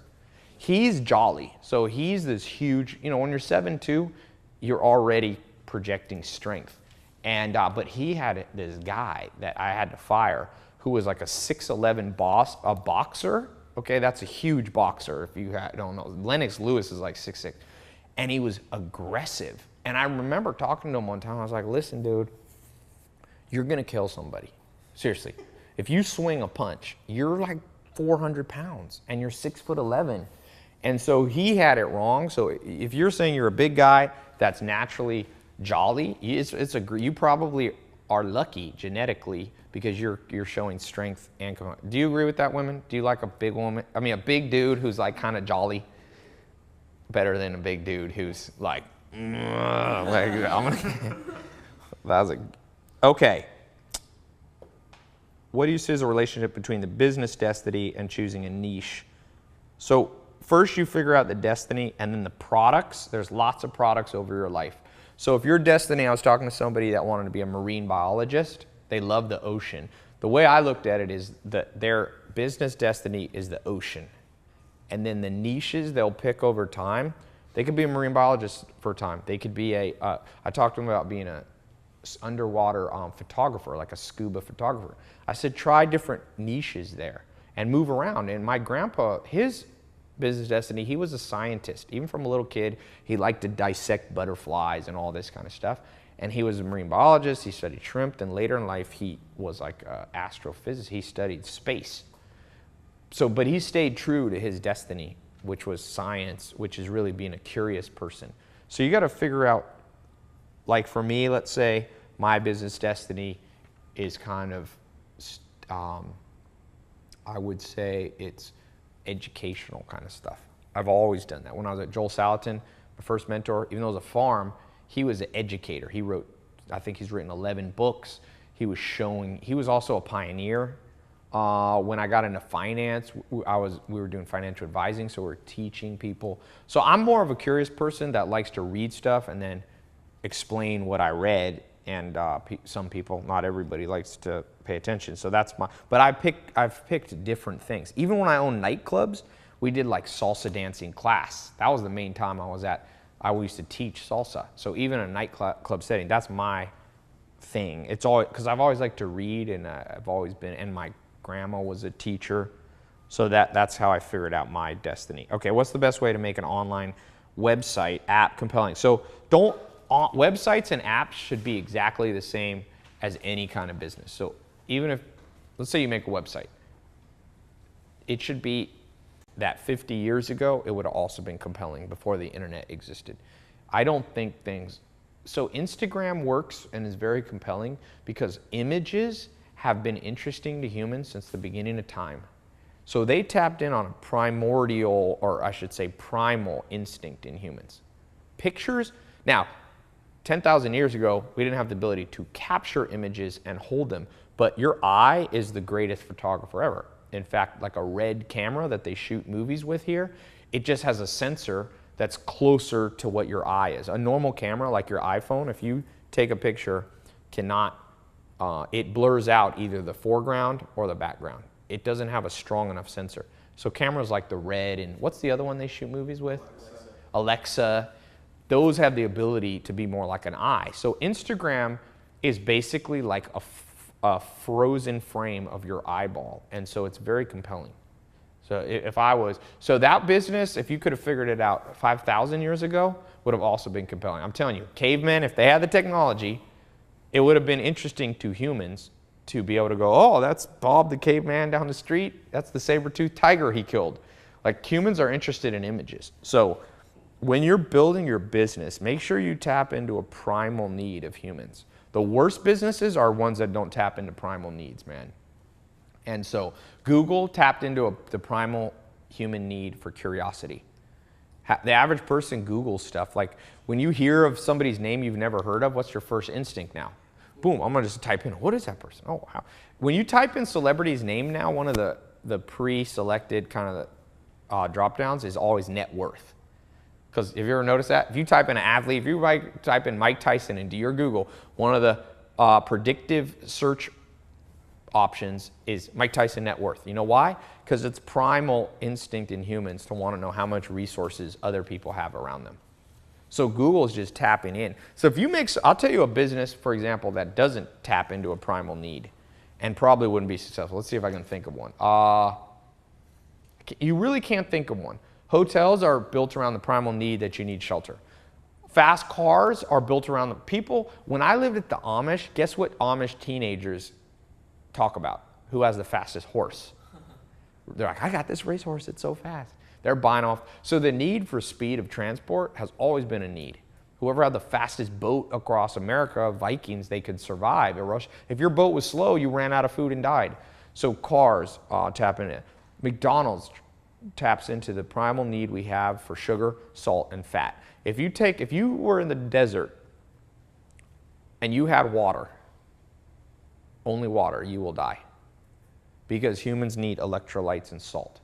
So when Gatorade came out, or when McDonald's pours in, or Burger King pours in tons of salt, they're already selling you what you already want. By the way, that's a Peter Drucker in chapter 3. That's probably a talk I'm going to do again. I'm just going to do a Peter Drucker. In fact, that's what I'm going to do, because I got to announce the next one.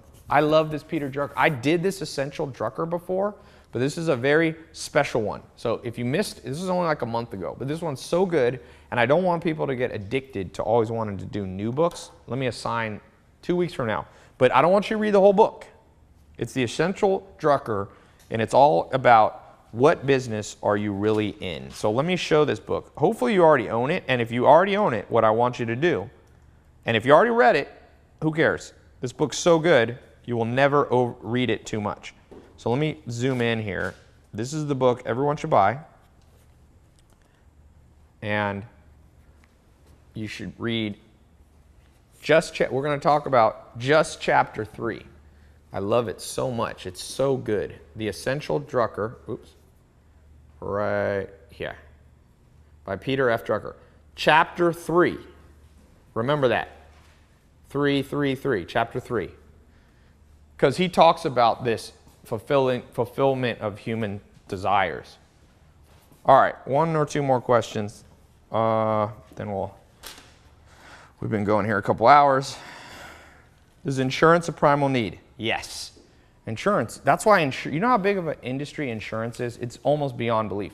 Life insurance assets of life insurance companies in America, last time I checked, was $5 trillion. 5,000 billion.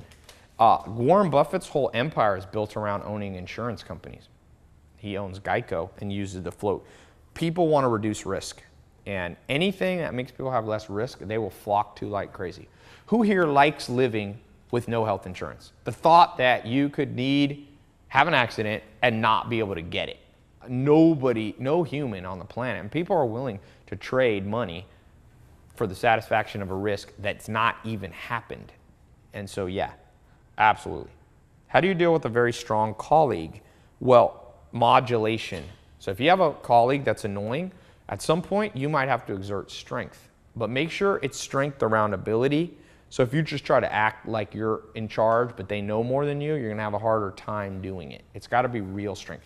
If you're a guy and you tell somebody you're going to punch him in the face, like I wouldn't have told Rome I'm going to punch him in the face. Rome's 6'6", 305 pounds and strong. So that guy on the basketball court, I assessed him and I was like, I can knock that guy out in 1 millisecond. And so it worked.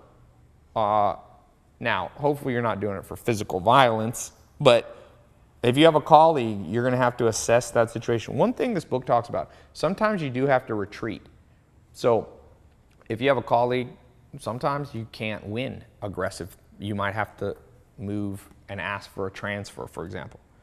When setting goals, what time frames do you recommend? Would you still recommend focusing on the reward for getting the goal as opposed to the actual written goal? The answer is yes to the last question. Time frames for goals. I think this 67 days, because that's scientifically the average time it takes a human to change a habit. But they did say some people need 8-9 months to change a habit. Some people need, just a month. So you got to figure out yourself. Try 67 days. So let's say you want to get in shape, okay?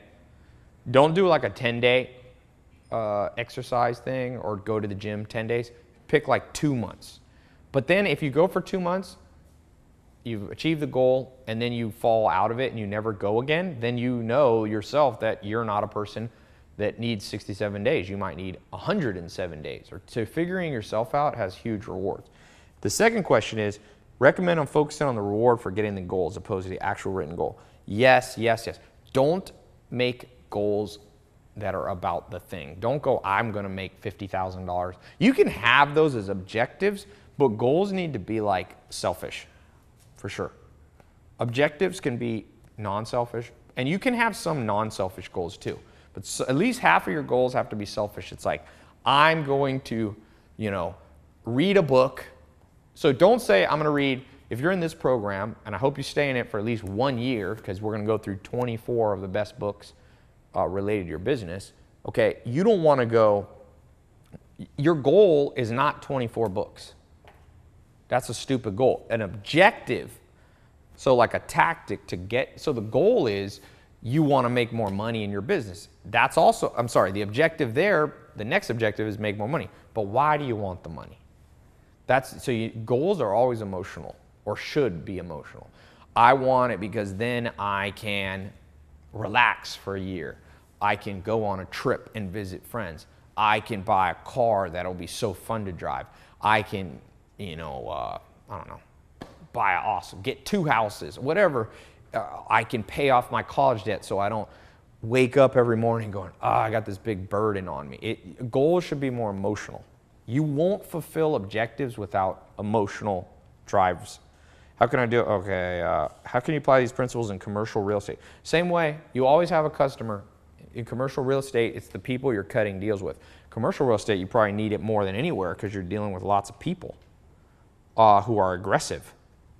So this is a great book for when you're a deal maker. Do you think we have more than one chance to give a good impression to people? The first impression is by far the best one, but sometimes you have to learn to recover from bad first impressions. There's no way around it. But in general, I call that in the 67 steps. You got to know who's in the room.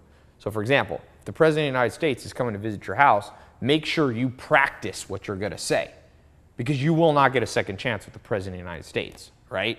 So in that case, you got to do escalated preparedness. If it's the valet at a restaurant, okay, and you're in a bad mood and you're like talking on the phone yelling at somebody and he's like, that person likes to yell, you'll probably recover in life from not having a great first impression from that person. So the more tied you are to them and the more potential they have for good or bad in your life, you better prepare more. The most important takeaway is learning how to differentiate between personas. Yes, for sure. If you have to pay for the mentor, is it a mentor? Of course. Mentor, that's irrelevant. In fact, like I said, when I was young and I spent all the money that I had to travel around the world, I wasn't paying the mentor, but I was definitely paying for it. And I paid more attention.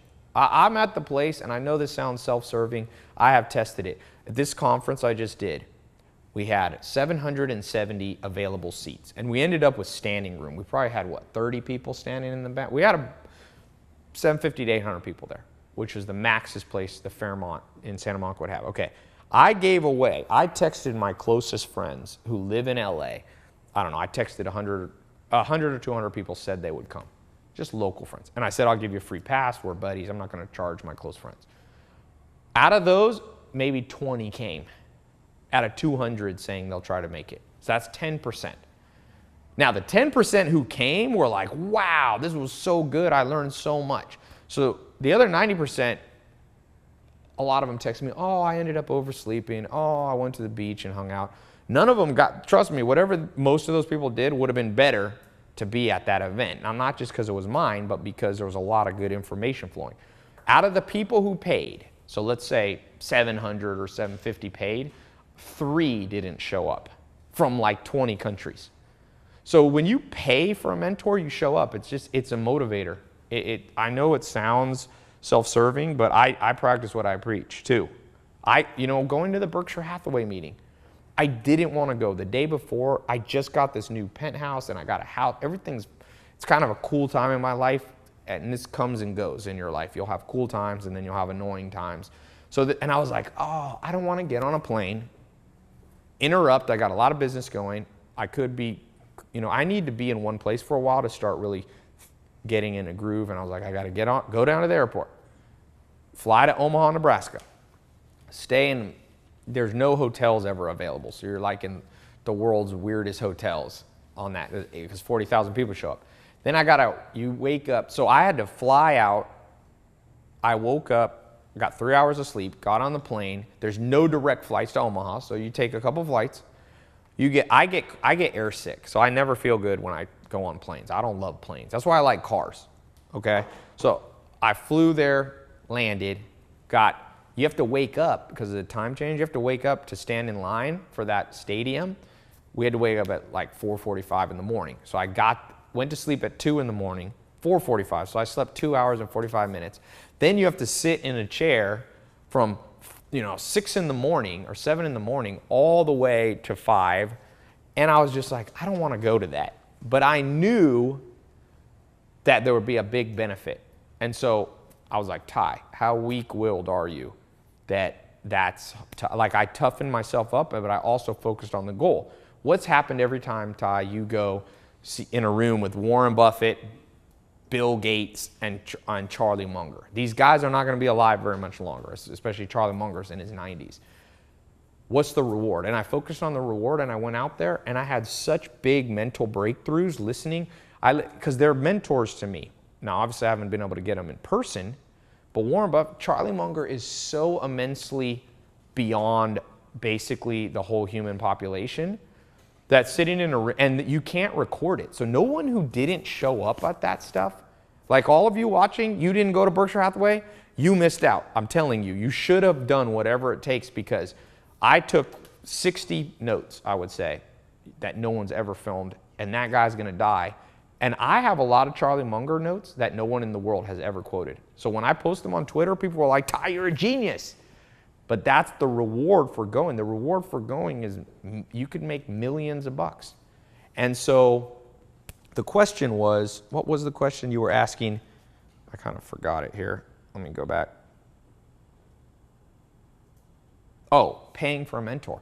I paid in time, 2 hours of sleep, 2 nights in a row, inconvenience, but the cost was that compared to the notes that I got from Charlie Munger alone. And I met I got to connect with a mentor. I got that cool picture. I shot a whole video that I'll be releasing.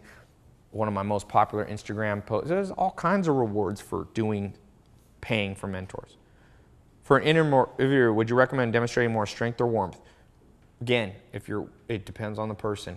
Are you needing a commercial or an interview?